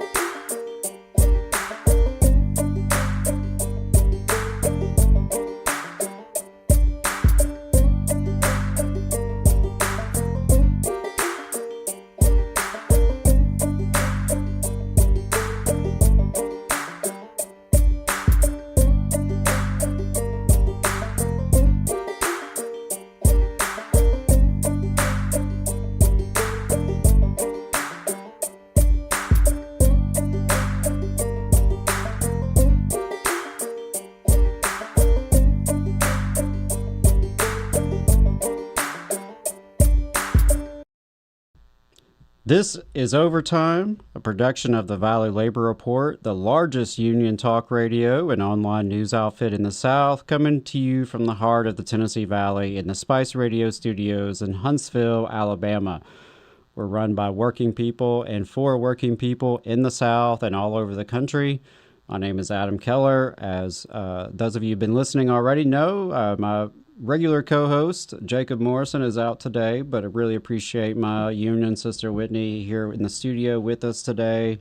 If you would like to leave us a voicemail, the number is 844-899-TVLR. That's 844-899-8857.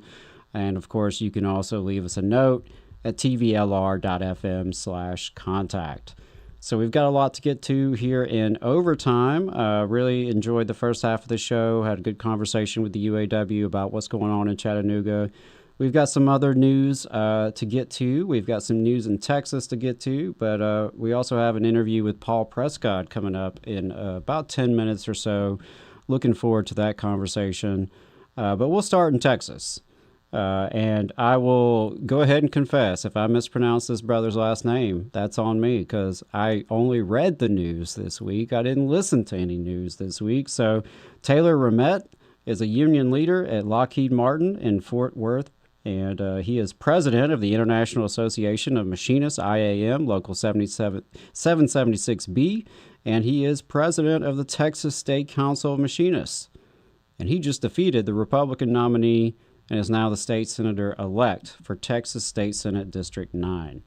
He spent about $400,000. The Republicans spent more than $2.5 million, even though the Republican only had 180 total donors.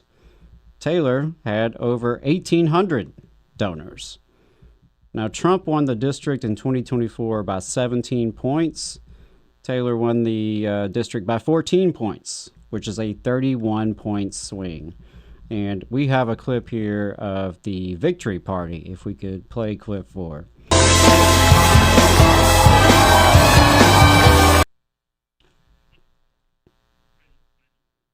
Okay. We did not have the clip lined up.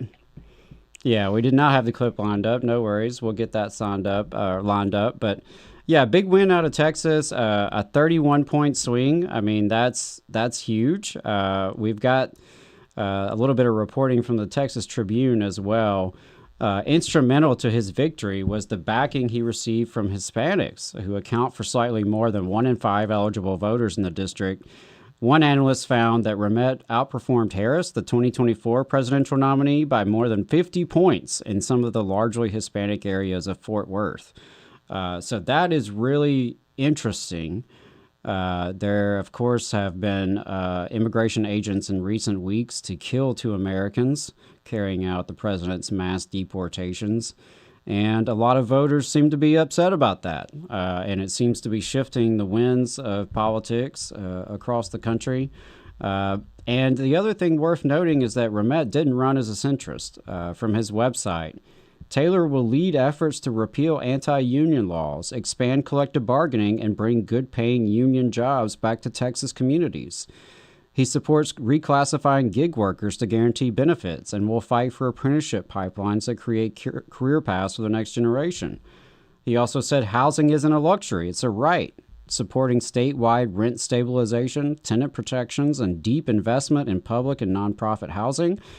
And he'll work to stop corporate landlords from turning Texas neighborhoods into profit machines. He also talked about modernizing public transit like TexRail and fighting for walkable neighborhoods and folks being able to move freely without relying on a car.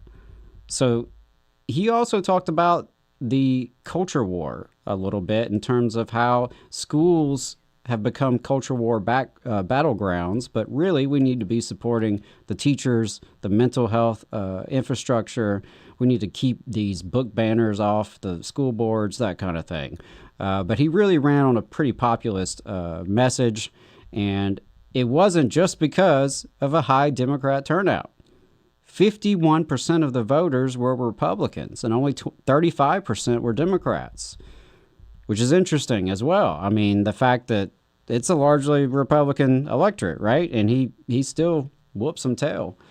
It's a pretty big deal. From NBC, the number one takeaway is Republicans did not lose because of low turnout, not primarily. They lost it because a large number of independents and some Republicans voted for the Democratic candidate, according to a Republican analyst, Ross Hunt. At least that's what he told NBC News. This election is definitely a warning bell for the Republicans this fall, he said. Interesting. So we'll see what this poses. But, I mean, if you're talking a 30% or a 30-point swing, that puts a whole lot of districts in play. That puts a lot of districts even in a place like Alabama in play, right? Or Louisiana or Tennessee, where we're on the radio. That could put a lot of districts in play. And I will say that there are more candidates in 2026 in Alabama, at least. There are a lot more candidates running for office than the last few cycles, so there should be some more competitive elections. But we'll see if there's any replication of this. I think the fact that he's a union leader is definitely exciting. I think it's important that more and more union folks run for office themselves because, for one thing, who better to represent working class people than fellow working class people? But just on a practical standpoint, if you have been involved in unions for a while, you've been navigating democracy, you've been representing people's interests, you've been dealing with, complicated personal dynamics, and you've done that in the best interest of working people. So I think if you've got that experience, it could lend itself well to running for office. So really love to see more union folks running for office and absolutely crushing it like he did. But I don't know. What do you think, Whitney? Do you think there's going to be more competition in 2026? You think this bodes well for anything, or does it mean anything? Is it just an isolated thing? That's always the hard thing with these special elections. Is it just a one-off kind of thing? I think, if we look to recent history, this is definitely a valuable lesson that the Democrats will refuse to learn. That, populist and progressive policies are extremely popular across political, racial, all sorts of demographic lines. This is popular. We've seen that is what is popular in New York City is also popular in Texas. Right. This seems like a really easy thing to replicate, especially when it comes to the housing and the transit. These are things that literally everyone requires and needs. I don't know if, I don't know what kind of support he got as a candidate from the Democrats. I think that would be a really interesting thing to find out. And even here, as you mentioned, there's a lot more candidates on the ballot this year, at least for primaries. But there's really no telling how much of that is actually from the backing of the state Democratic Party. I think this is, if anything, a fantastic time to be a populist. It's a fantastic time to actually run on policies that people care about, whether you do it as an independent, a Democrat, or even a Republican. And so I think, if people are looking to go out there and run and are willing to do that, they should be looking at races like this. I think this is proven without a doubt, it's not a fluke. This is what people want. Right. And we actually had Les Leopold and a couple other folks on a few weeks back. They did a report on this subject.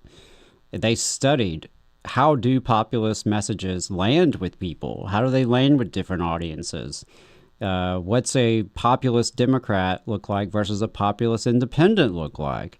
Things like that. And so it's interesting, that to me, this is another data point in their book. It really helps make their case that you're right. The progressive message or a progressive populist message where you're speaking to issues that resonate broadly with a lot of people.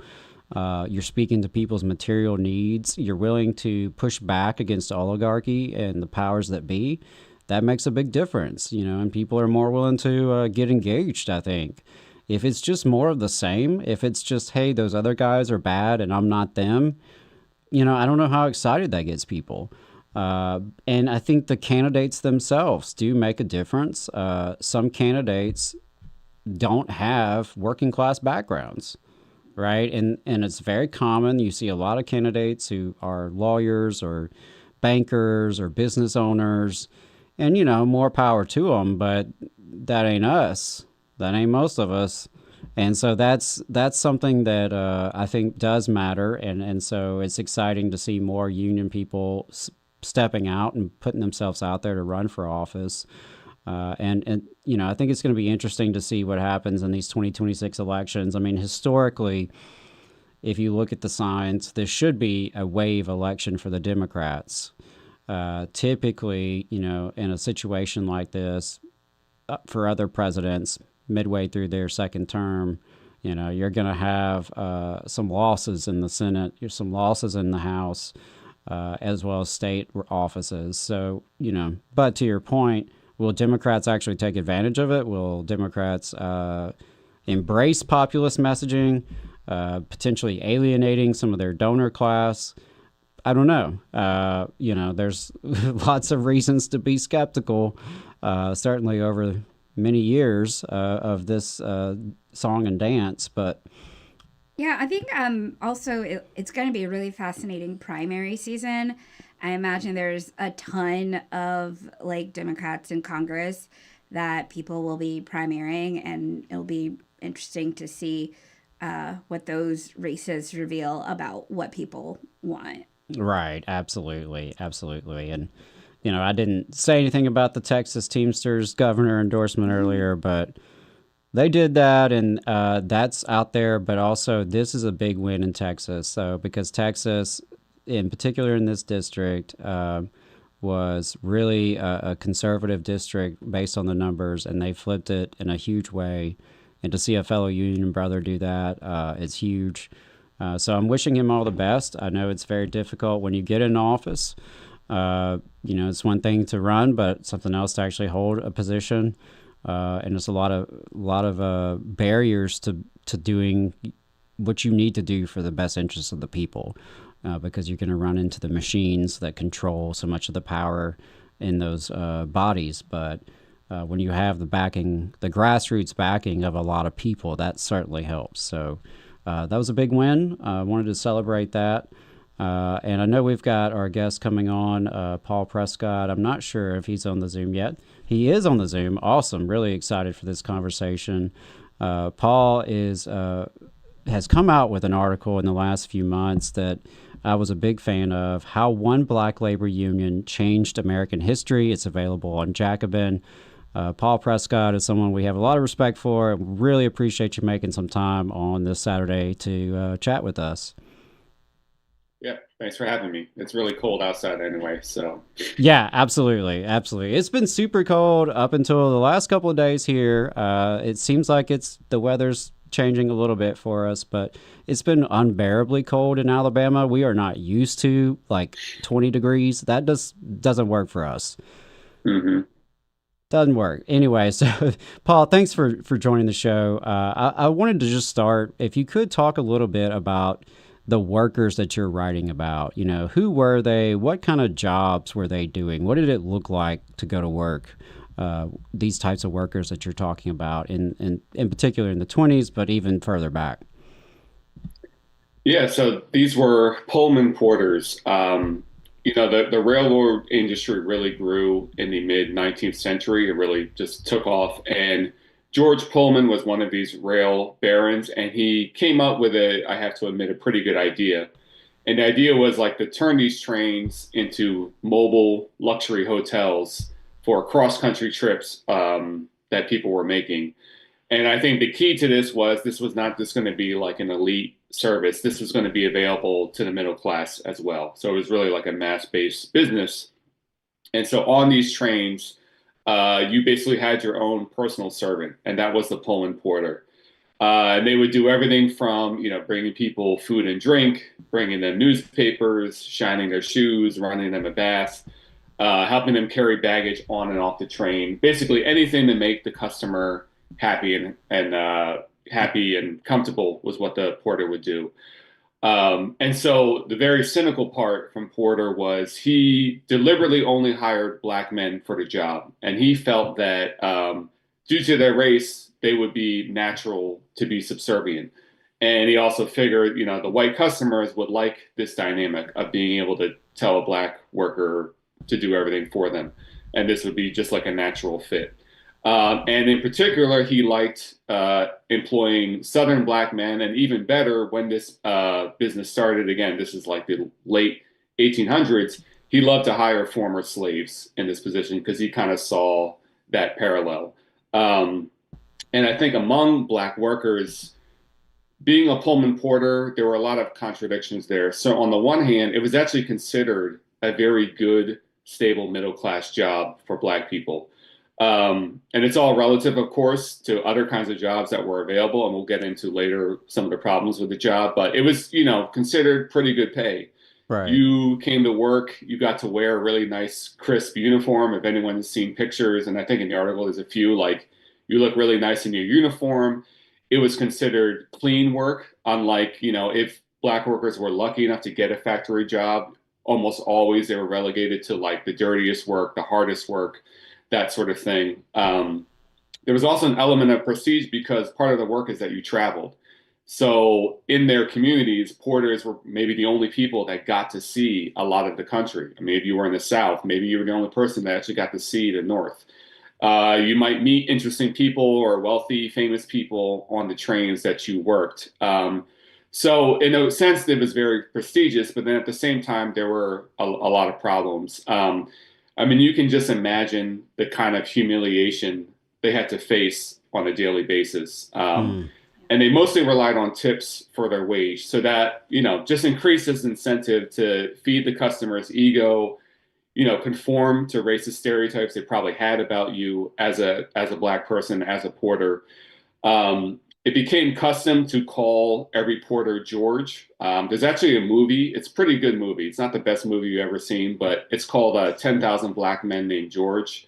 You can find it on YouTube, and it's about the Pullman porter union struggle. But every porter was just called George by customers. And, the owner was George Pullman. And this kind of harkened back to the days where slaves were called, by the first name of their master or were given that name. Porters would often talk about, luckily there's been a lot of interviews done with porters when they were in older age, reflecting on their job.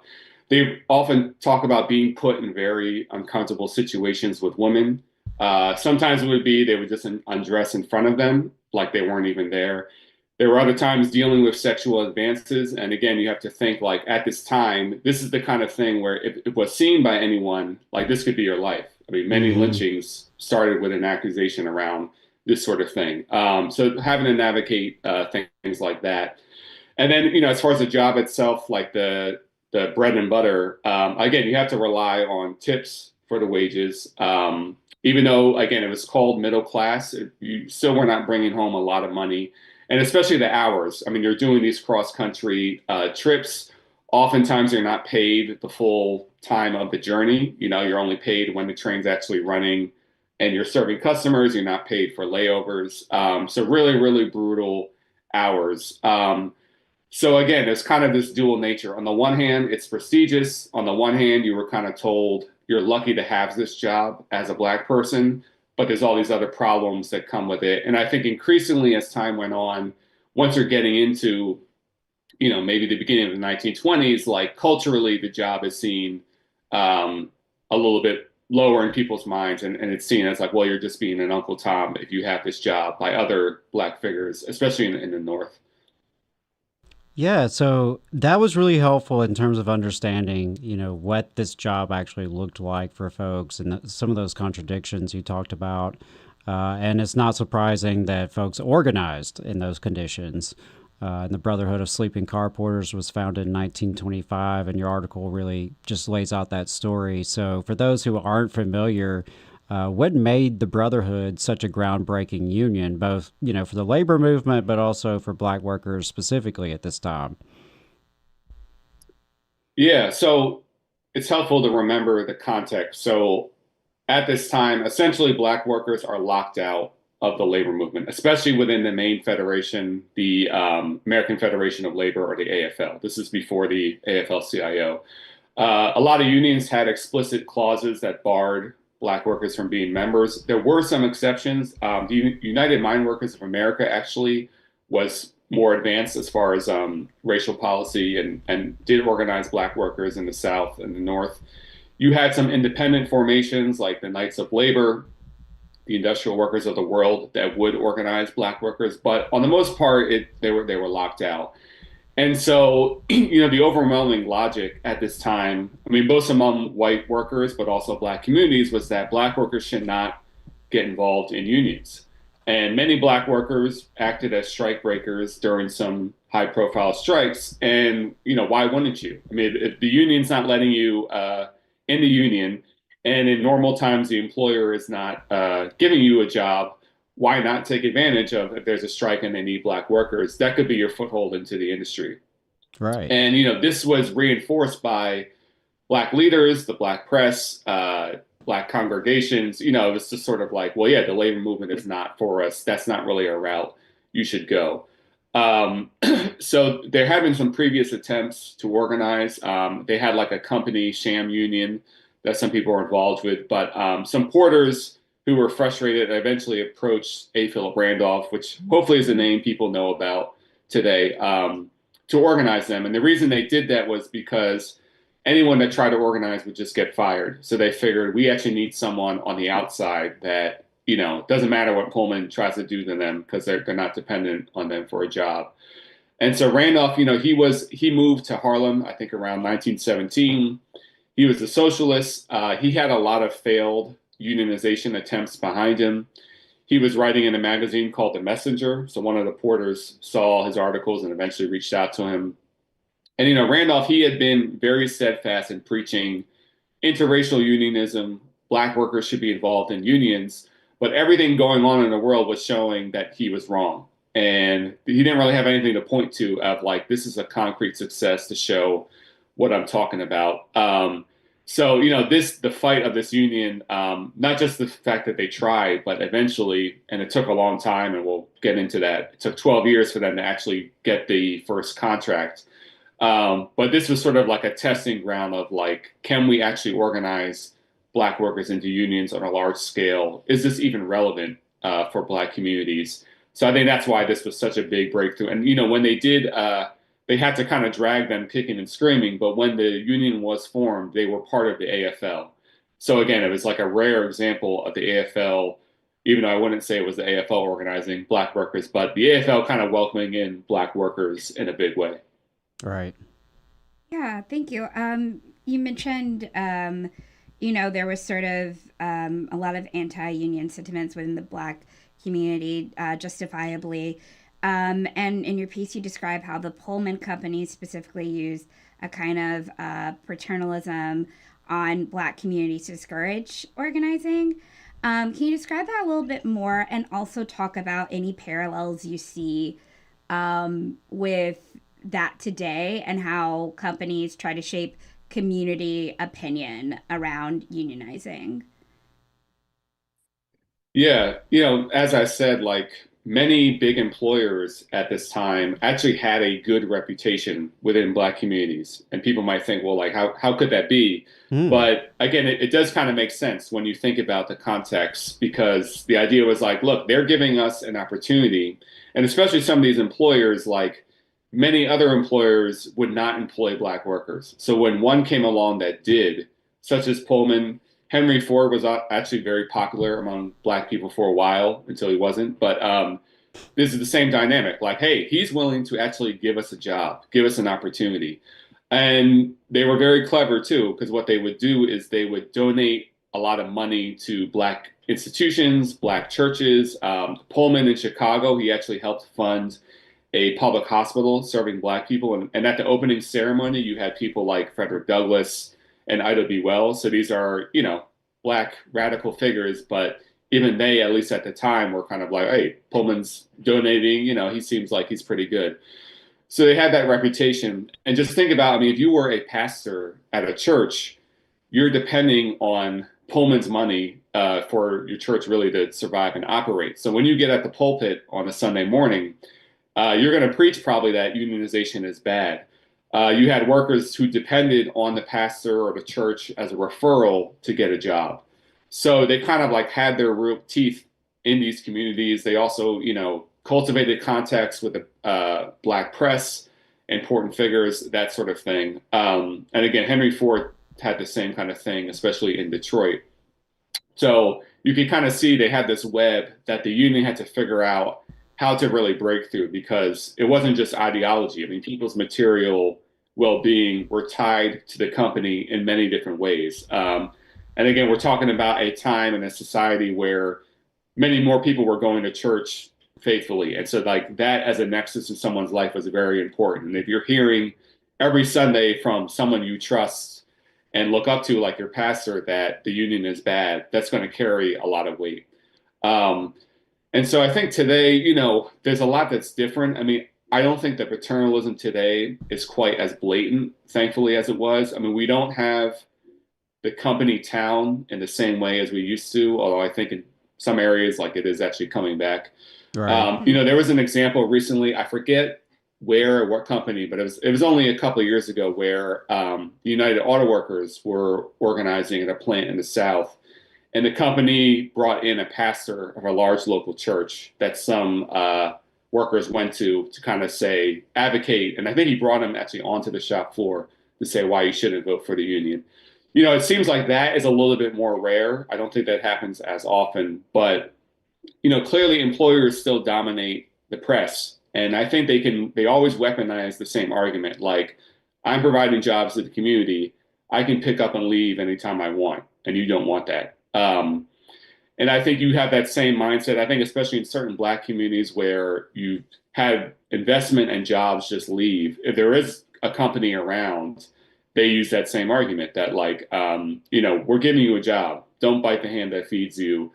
If you unionize, we're going to leave, and then everybody loses. So I think it's a little bit more subtle today, but that mindset kind of, I think, still dominates. And I think just by the fact that they control so much of the press and media goes a long way, I think, in terms of getting into communities.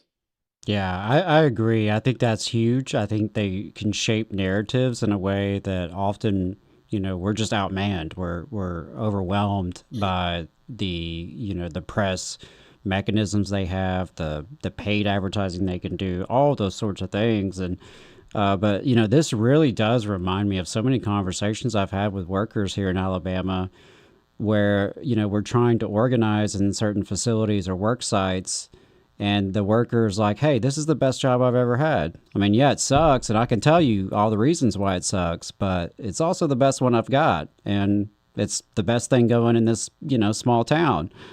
And so that is a really tough dynamic, and I appreciate you, expanding on that, because I think it is something that we run into a lot, especially in a lot of, poorer communities or more marginalized communities where you are really weighing the pros and cons, and you really are looking at the fact that, well, yeah, working for, this particular auto facility isn't great, but working at the supply chain is even worse. And at least they bumped me up to the main facility, right? And picking your battles. And that can be a really tough thing from an organizing challenge. So I appreciate you laying that out. Just to jump in there, I think that's why it's been so important for the UAW, for example, that they have recently successfully organized plants in the South, or where their existing plants that they had organized really have lifted the standard, because then you really can say and do a comparison like, no, this is not the best job in your area. Like, look at these other places nearby that have this standard. This is something you can achieve.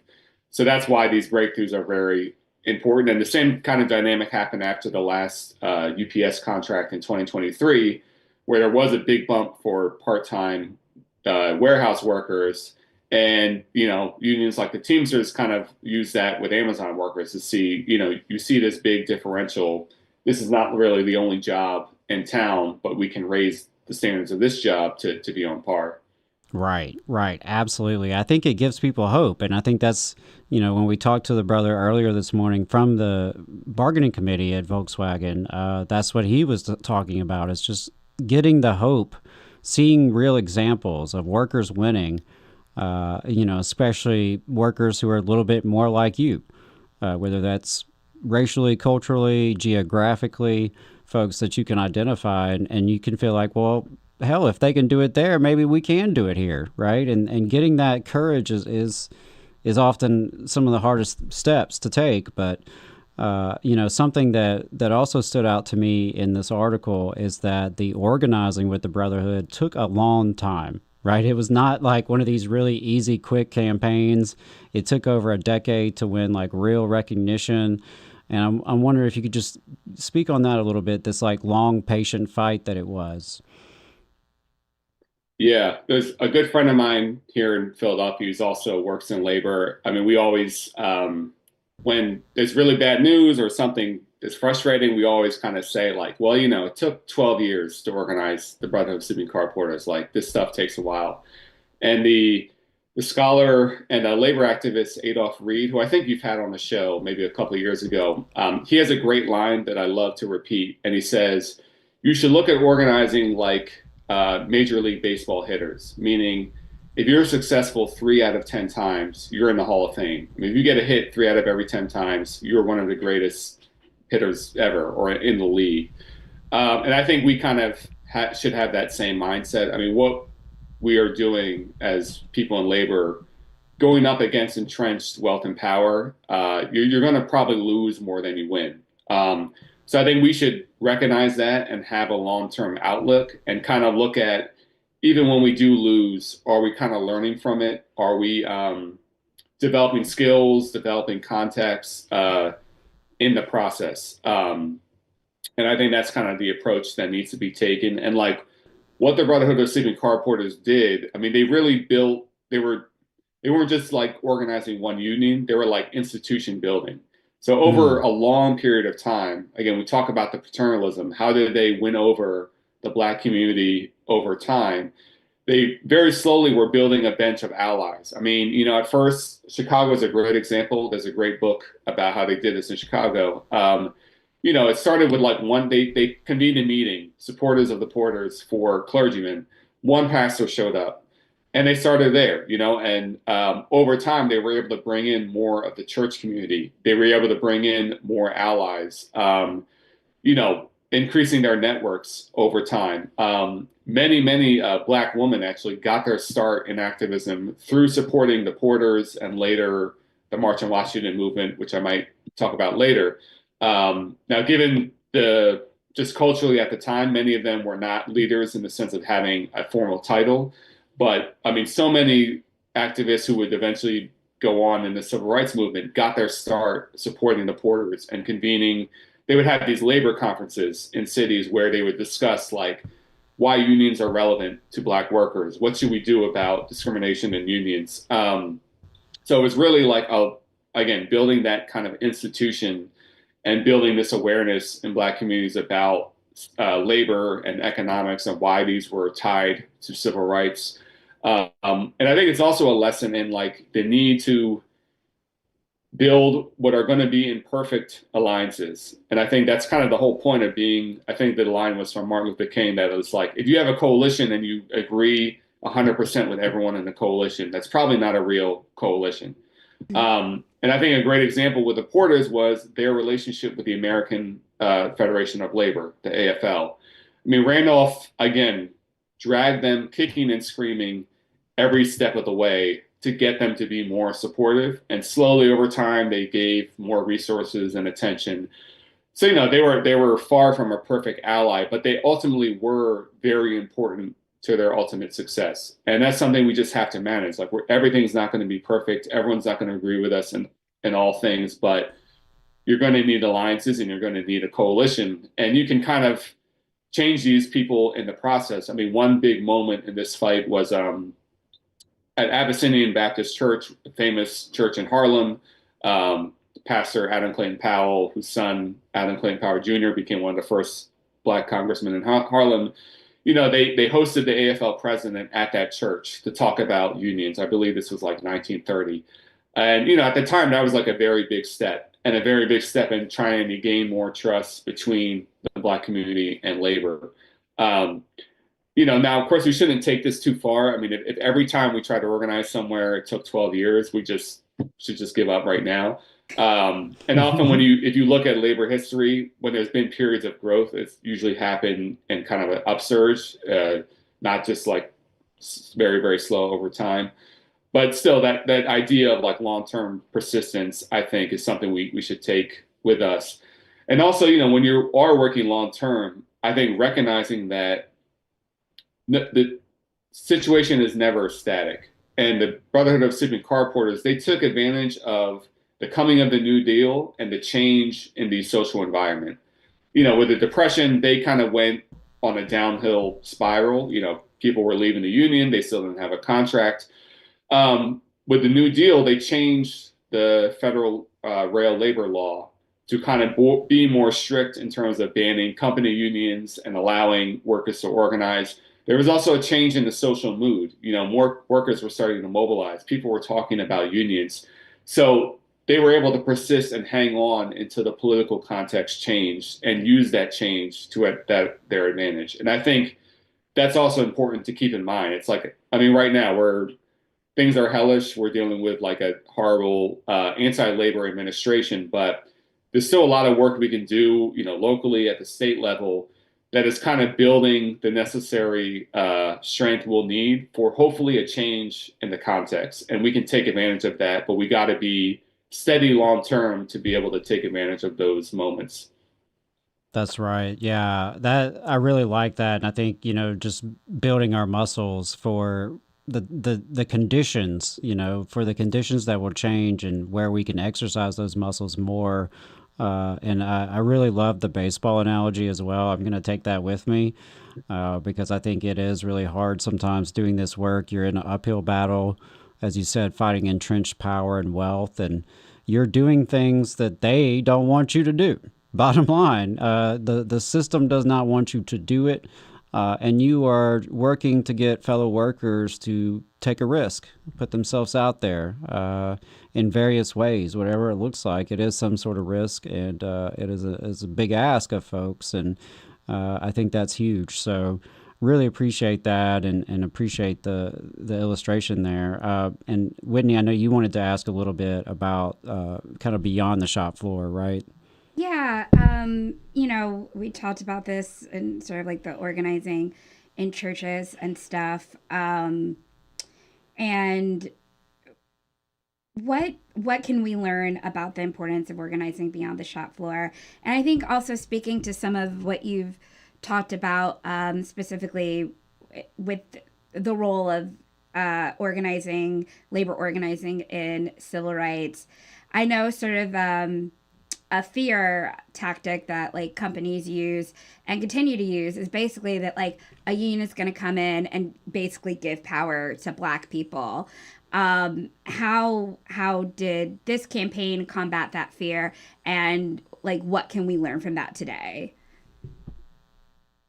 Yeah, and I think especially at this time, it was kind of like impossible to separate this union fight from a broader civil rights fight. And something Randolph, he always remained steadfast and harping on from then until he died was like, Black people are overwhelmingly, more so than white people, working class people. So any sort of talk of like the advancement and civil rights has to be grounded in economics and class. And I think, this fight, there's just no way you cannot bleed over into the civil rights fight at the same time. Again, especially considering the dynamics of the company, the way that he used to hire former slaves and in this subservient role and all of that.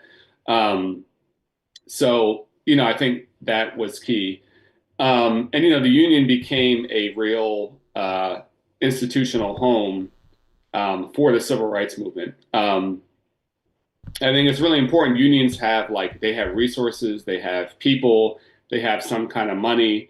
One thing after the Porters won their contract in the 30s, Randolph and really the Porters were the anchor for the March on Washington movement of 1941, which was when World War II breaks out and defense industries are mobilizing and jobs are being created, but Black workers are not really getting these jobs. And Randolph threatened that I'm going to march tens of thousands, maybe even 100,000 black workers on Washington if we don't get access to these jobs. And, the reason Roosevelt eventually was able to budge on that and they created an executive order around this was because I think of the Brotherhood of Sleeping Car Porters, because what they did was he would travel around the different parts of the country holding rallies around this issue. And he would turn out a lot of people. And the Porters Union was the main force that was able to advertise this movement, that was able to mobilize people. The strength of having workers that have to travel for work is that they could take, union literature with them, they could take flyers with them, and they would promote it across the country. And he kind of created a network. And I think Roosevelt, seeing these rallies in different parts of the country, said to himself, like, I think this guy could actually pull it off. And I don't want this crisis happening right as we're about to get into a war. And that's what made him budge. And this kind of continued forward into the modern civil rights movement. When Rosa Parks and the Montgomery bus boycott got started, the Brotherhood of Sleeping Car Porters Union Hall was where the activists would meet. E.D. Nixon was head of the Porters Union. He was also head of the NAACP in Montgomery. He was the one that Rosa Parks called when she was arrested and got bailed out. And, so there were so many examples of the union being able to fund civil rights causes, turn people out. With the March on Washington movement, after they got the executive order, in many cities, they kept the movement in place to pressure local companies to hire black workers.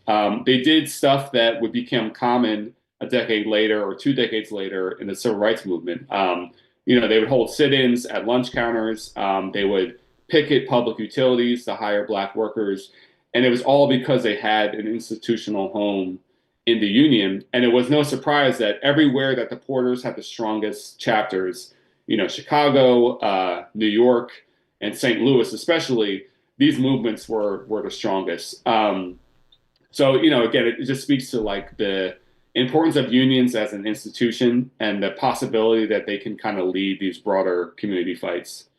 Right. The building out the institutional power, and then I like the aspect of like just how strategic the Porters were as a position to be able to travel, to be able to spread the word at a time where it was, more difficult to spread the word, right? They couldn't just tweet about it or use messaging. And that's really cool to me to tap into that. And I think that's something that we often in our movement don't do enough of, is really looking at like, what are the assets that we're bringing? What are the, unique skills or talents or just like placements that we have that are strategically advantages for us for moving this goal forward and organizing working people, winning contracts, all of that.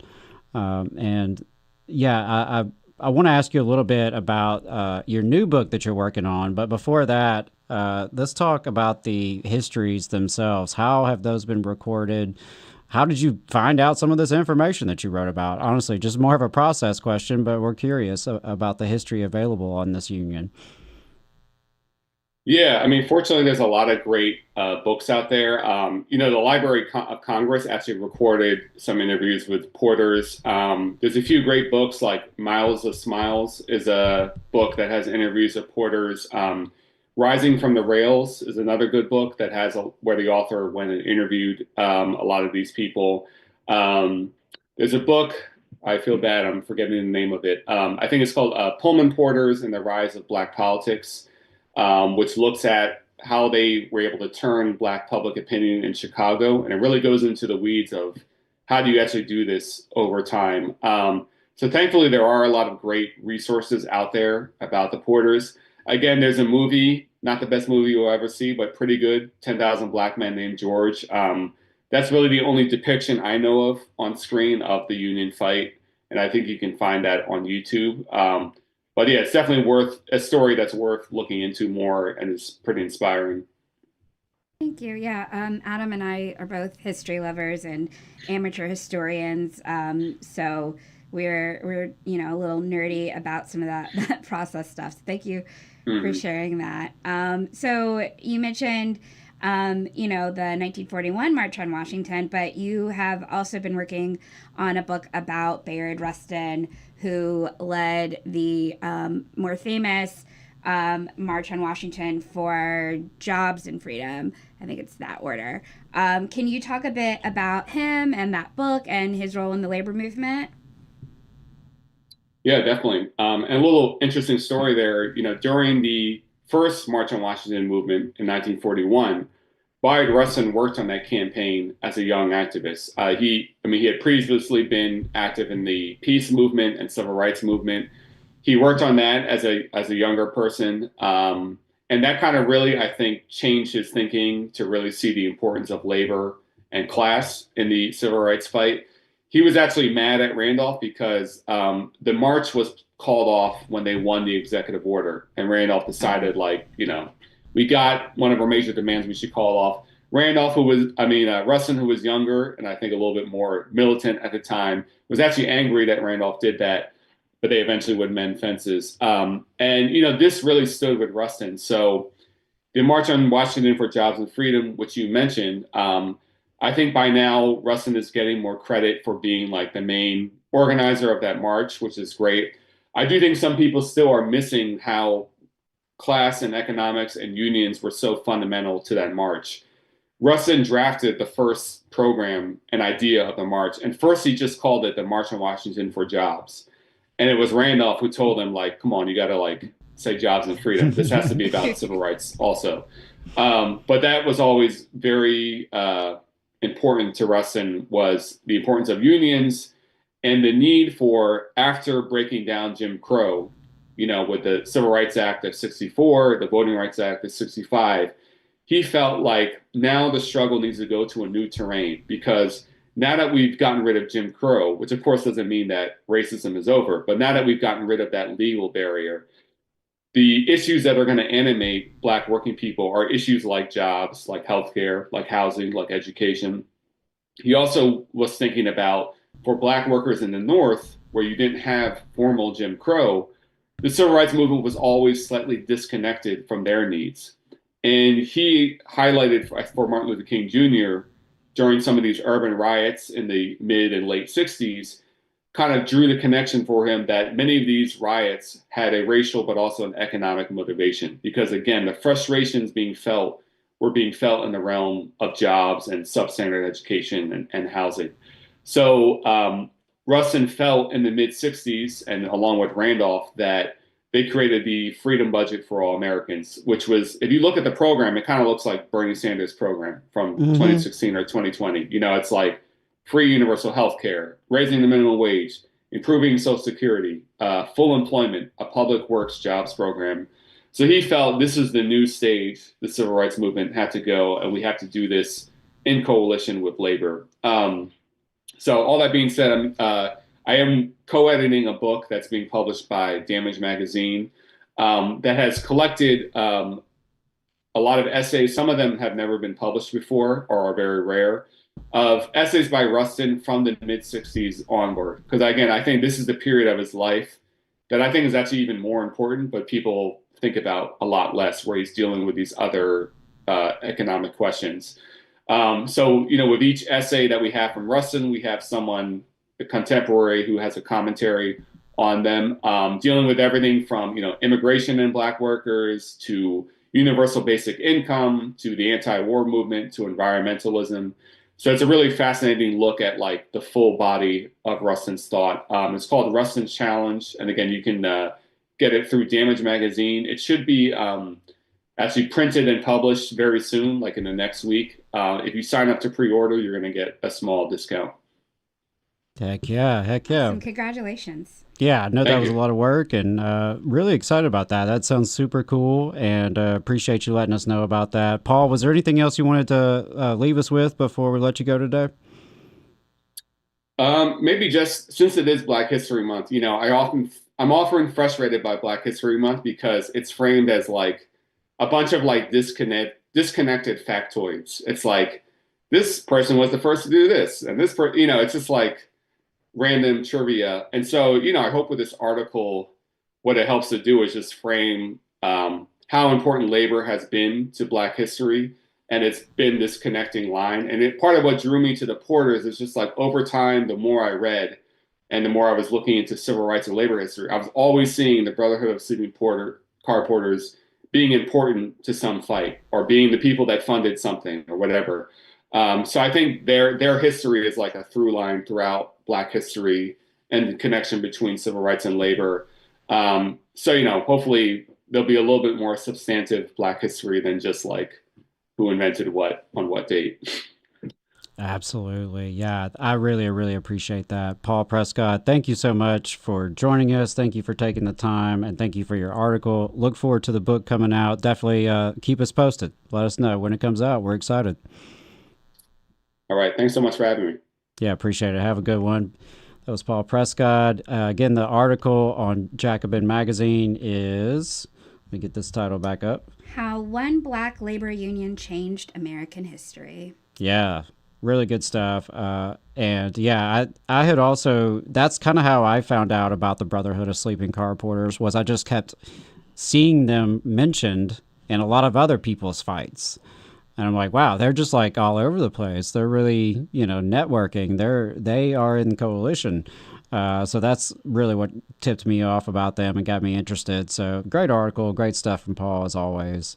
And we're going to bring it back to what's happening today in this country. As I mentioned earlier, Jacob is out this week, but he did record an interview with a journalist from Workday Magazine up in Minnesota. Really looking forward to hearing this conversation.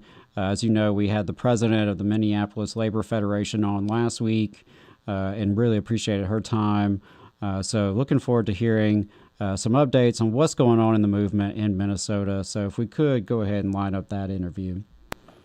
We are back. This is the Valley Labor Report. My name is Jacob Morrison. I am joined by Isabella Escalona, a staff writer at Workday Magazine, to talk about what has been going on in Minneapolis, Minnesota over the last couple of months. Isabella, welcome back to the Valley Labor Report. It's great to have you.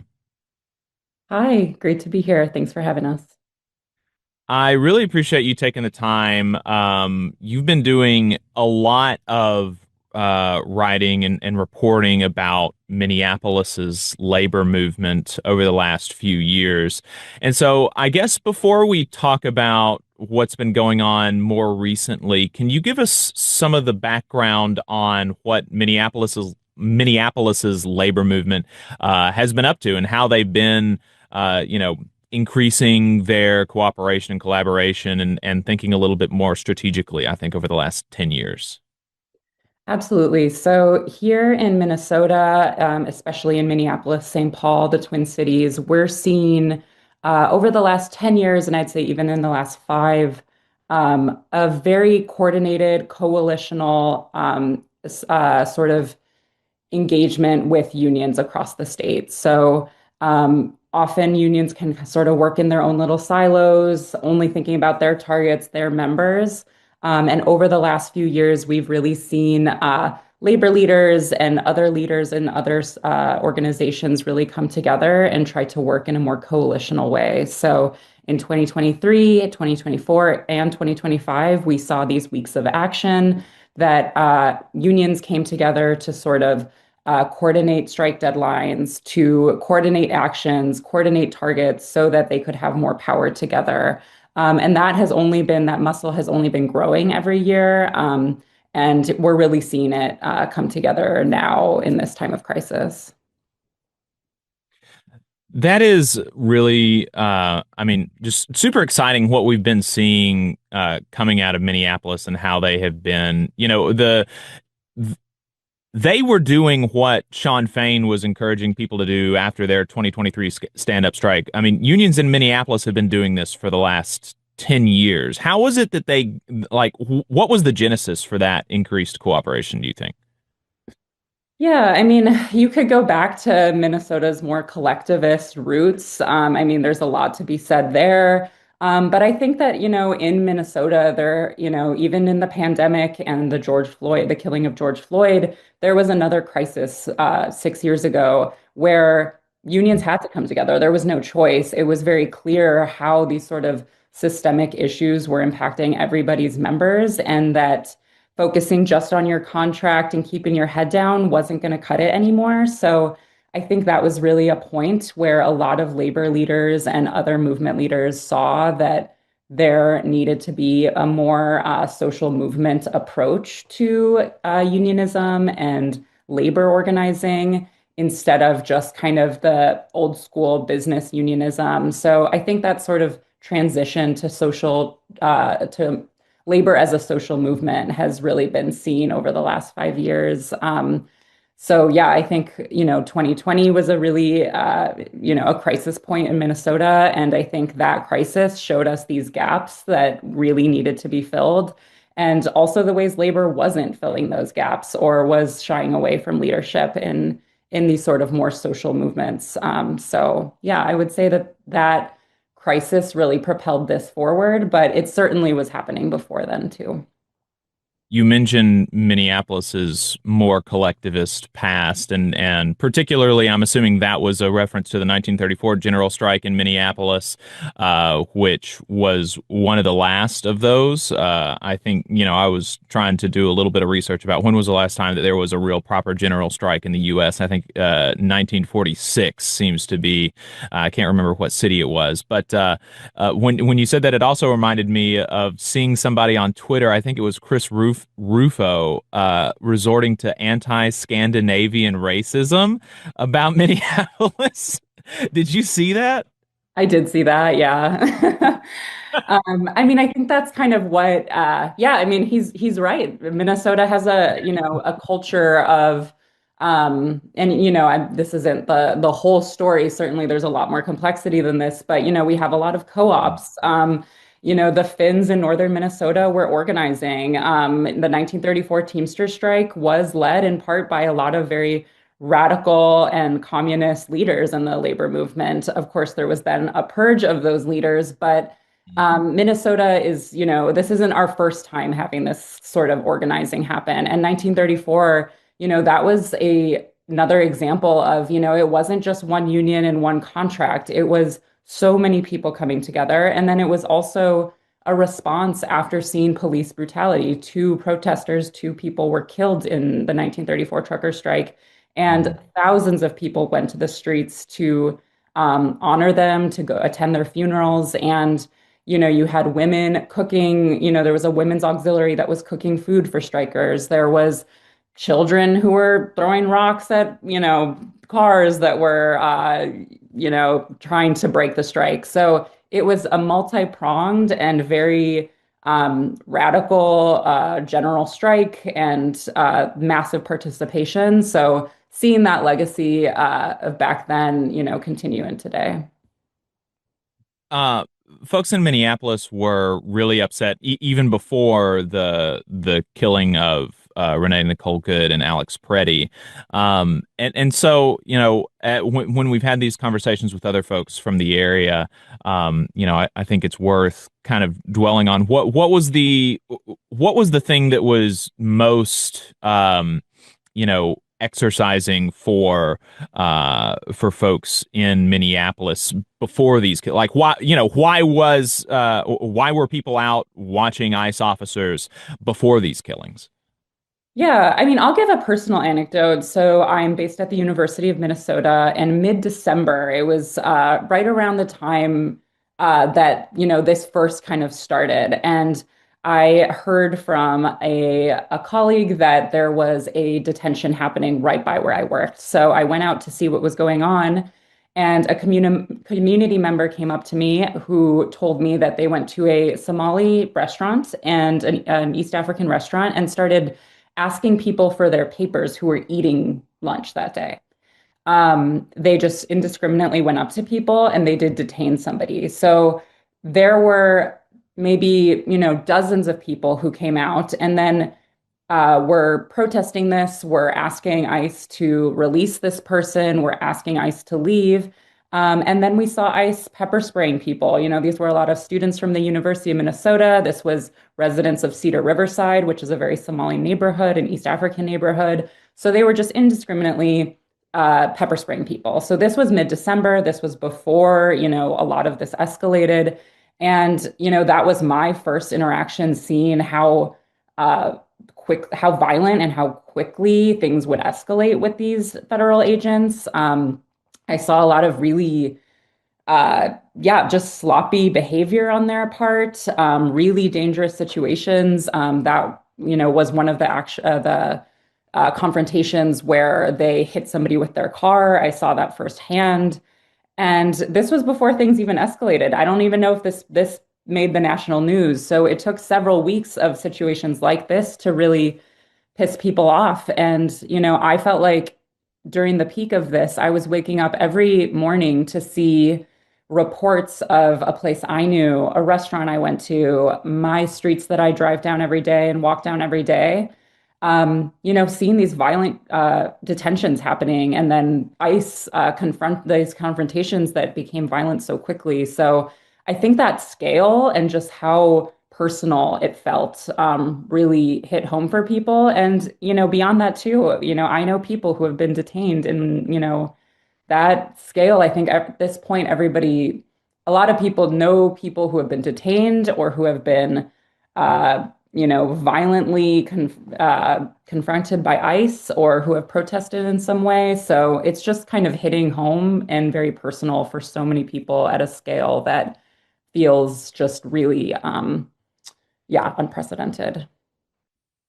Yeah, the response that the government is trying to give, and that I hear repeated on, some of the stations that we're on, is that they're, they're targeting people, they have particular people in mind, and then, if you go and you're targeting this one person, and there's 3 or 4 other people who are with that person, maybe they get caught up in the dragnet. But that is not what we're seeing from the reports, from your experience, from the local police there who are giving a press conference talking about the police commissioners, or whatever the chief of police, their title is, talking about their officers, none of whom were white, who got caught up in this, but their officers who were black and brown, just being profiled and being asked to provide their papers or prove that they're a citizen somehow by these ICE officers. And so I don't know, it's really difficult to believe that there are people still kind of buying the government account, especially when, you've got so many of these reports, but also by how activated people are in Minneapolis. You don't, folks are not going to get that activated and exercised and agitated because pedophiles are being taken by the government. Those type of people do not elicit sympathy from their neighbors, right? So that's just clearly not what's happening. And how do people in Minneapolis receive what the government is trying to push as the official narrative? Yeah, I think, I can't speak for everybody, but a lot of people I'm in community with, the people we know who have been detained are, hardworking people who are going to work, people who are members of families, fathers, members of their, churches and religious groups. It's just not the reality. A lot of the people I know who have been detained, even, some of them are US citizens who are at the wrong place at the wrong time. So it's just not lining up. It's not what I'm seeing. It's not my personal experience. And I think just the scale, I just don't believe that many people are violent offenders who are just wrecking their neighborhoods. That's just not computing to people. Certainly, yeah, maybe there are some, but I know my personal experiences of people I know who have been detained were on their way to work and have families and have children. And that's just, not aligning with what I'm seeing every day. And so this, continued agitation of the public by the government really culminated in a huge protest on January 23rd. Can you talk to us about what happened on that day and what that was like? Yeah, so January 23rd, whether it's called, people are calling it a general strike or a Minnesota shutdown, we saw Workday did a report on participation, and we found that 1 in 4 Minnesota voters took part in January 23rd Day of Action or had a loved one who did. Keep in mind, this was some cold weather. Oh, sorry, go ahead. Yeah, that's 1 in 4 Minnesota voters, not Minneapolis voters. 1 in 4 Minnesota voters either took part or had a friend or family member that took part. That's pretty incredible. Yeah, really, really high participation levels here. And that could have been going to the protest downtown Minneapolis or, refusing to go into work that day, refusing to shop. Small businesses shut down or donated their proceeds of the day to mutual aid efforts. We saw union members doing what they could. Of course, not everybody could strike that day.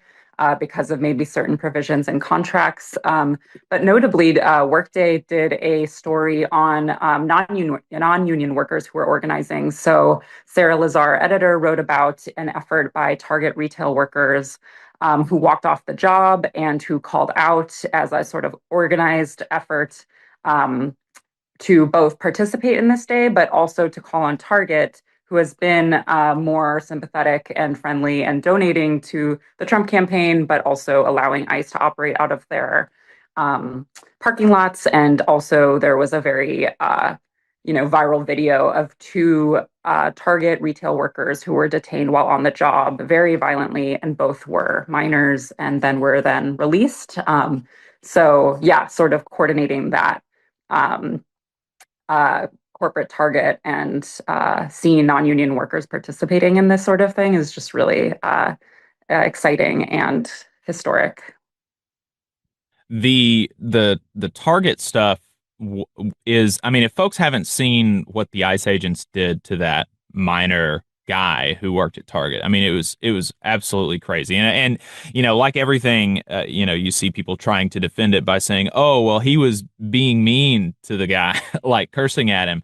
And it's just so, I mean, it's so gross. And even that it looked potentially like he swung at the guy when the ICE guy started ramming him after he cursed at the ICE agent. It's like, that's, that's literally just self-defense.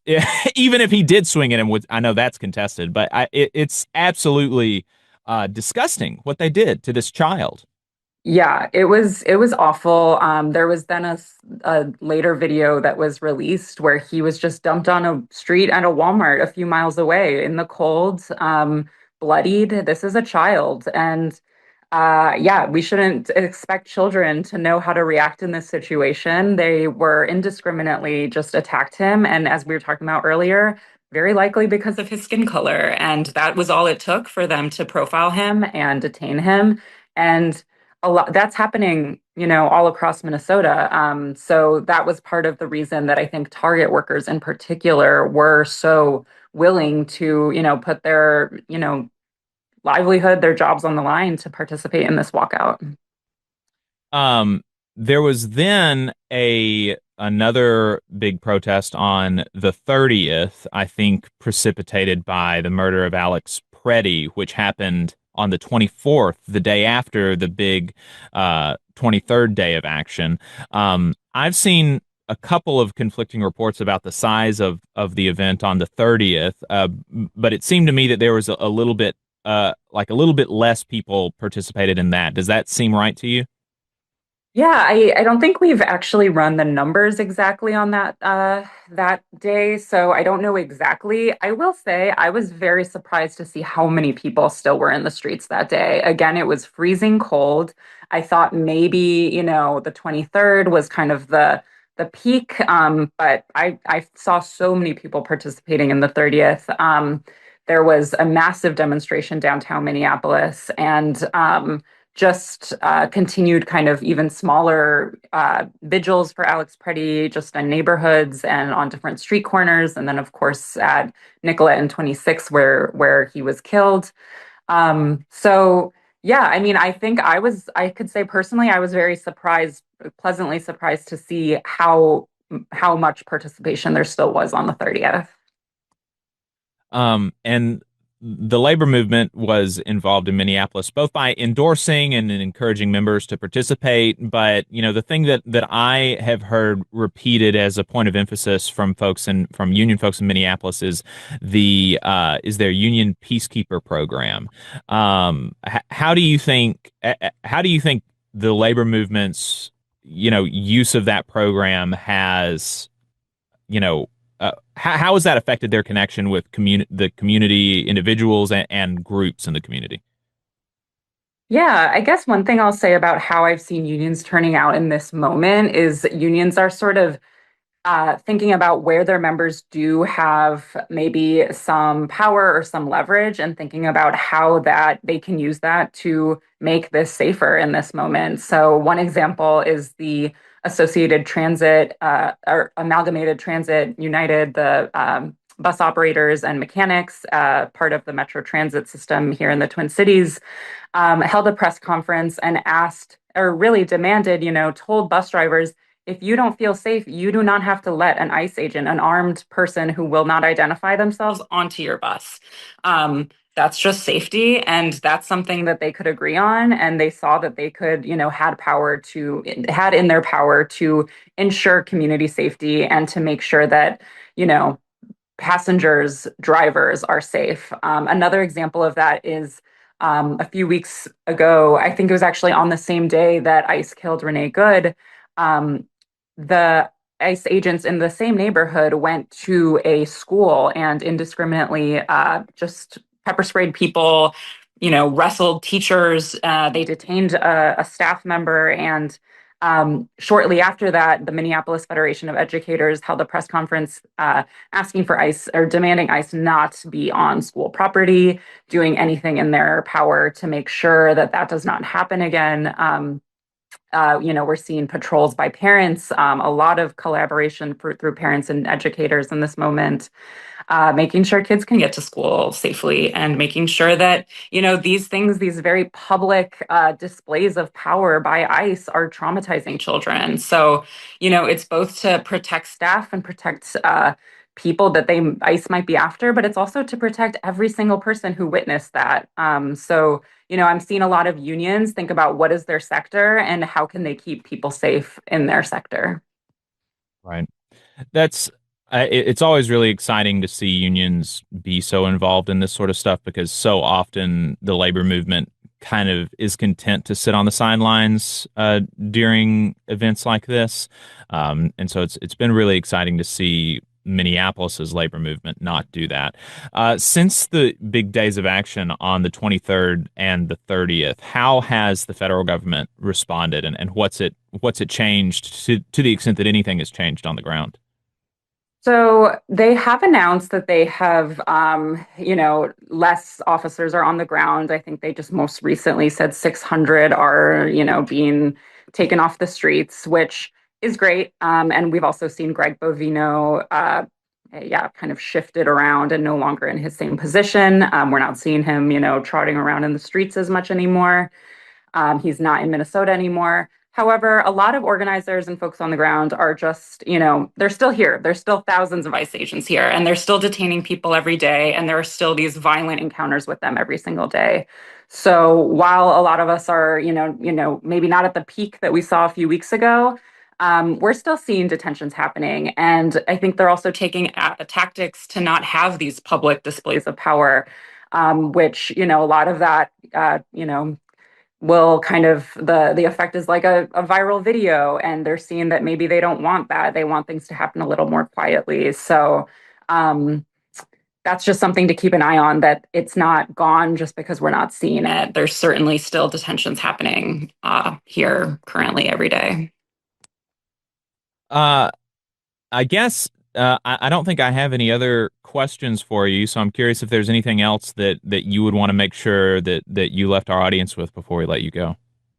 Yeah, one more thing I'll just say is that, thousands of people have been trained in by immigration organizations and other orgs to ensure that there are more legal observers. So there was a new report about just thousands of Minnesotans are now trained legal observers. We're seeing mutual aid type networks just being formed in so many different sectors, whether it's in unions, whether it's out of schools, workplaces, churches, just like small businesses. You are seeing so much coordination that has really brought people together. So I think that's maybe one kind of thing that is being learned, is just how much community coordination has come out of this moment. So just also want to say that Minneapolis is really kind of showing a new way of taking care of each other and making sure we're safe in any ways we can. Isabella Escalona is a staff writer for Workday magazine. Isabella, thank you so much for taking the time to talk to us. I appreciate it. Thanks for having me. All right, y'all. Really appreciated that conversation. And I really appreciate Workday Magazine. You can go to workdaymagazine.org to follow their work. They're doing a lot of great reporting up in Minnesota. And appreciate Jacob and Jacob doing that interview for us. Really enjoyed that. And I wanted to just share with y'all before we let things wrap today that National Nurses United and UE in particular, I think, have really done a good job putting out communications to their membership and to the public about what's going on. So if you haven't been following that, I really recommend you read UE's latest statement, as well as National Nurses United. They have been very, out front, and I appreciate their advocacy and their leadership. And in terms of wrapping things up today, I did want to remind folks there are some advocacy days. Those of you who are local to Alabama, check those out.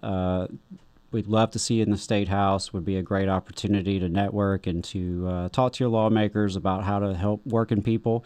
Those of you who are not in Alabama, those of you who are all over the place, we love you and appreciate you. And I hope you'll check out any Labor Notes training at labornotes.org/events. And as always, you can follow us at tvlr.fm. Leave us a note at tvlr.fm/contact. Leave us a voicemail at 844-899-TVLR. That's 844-899-8857.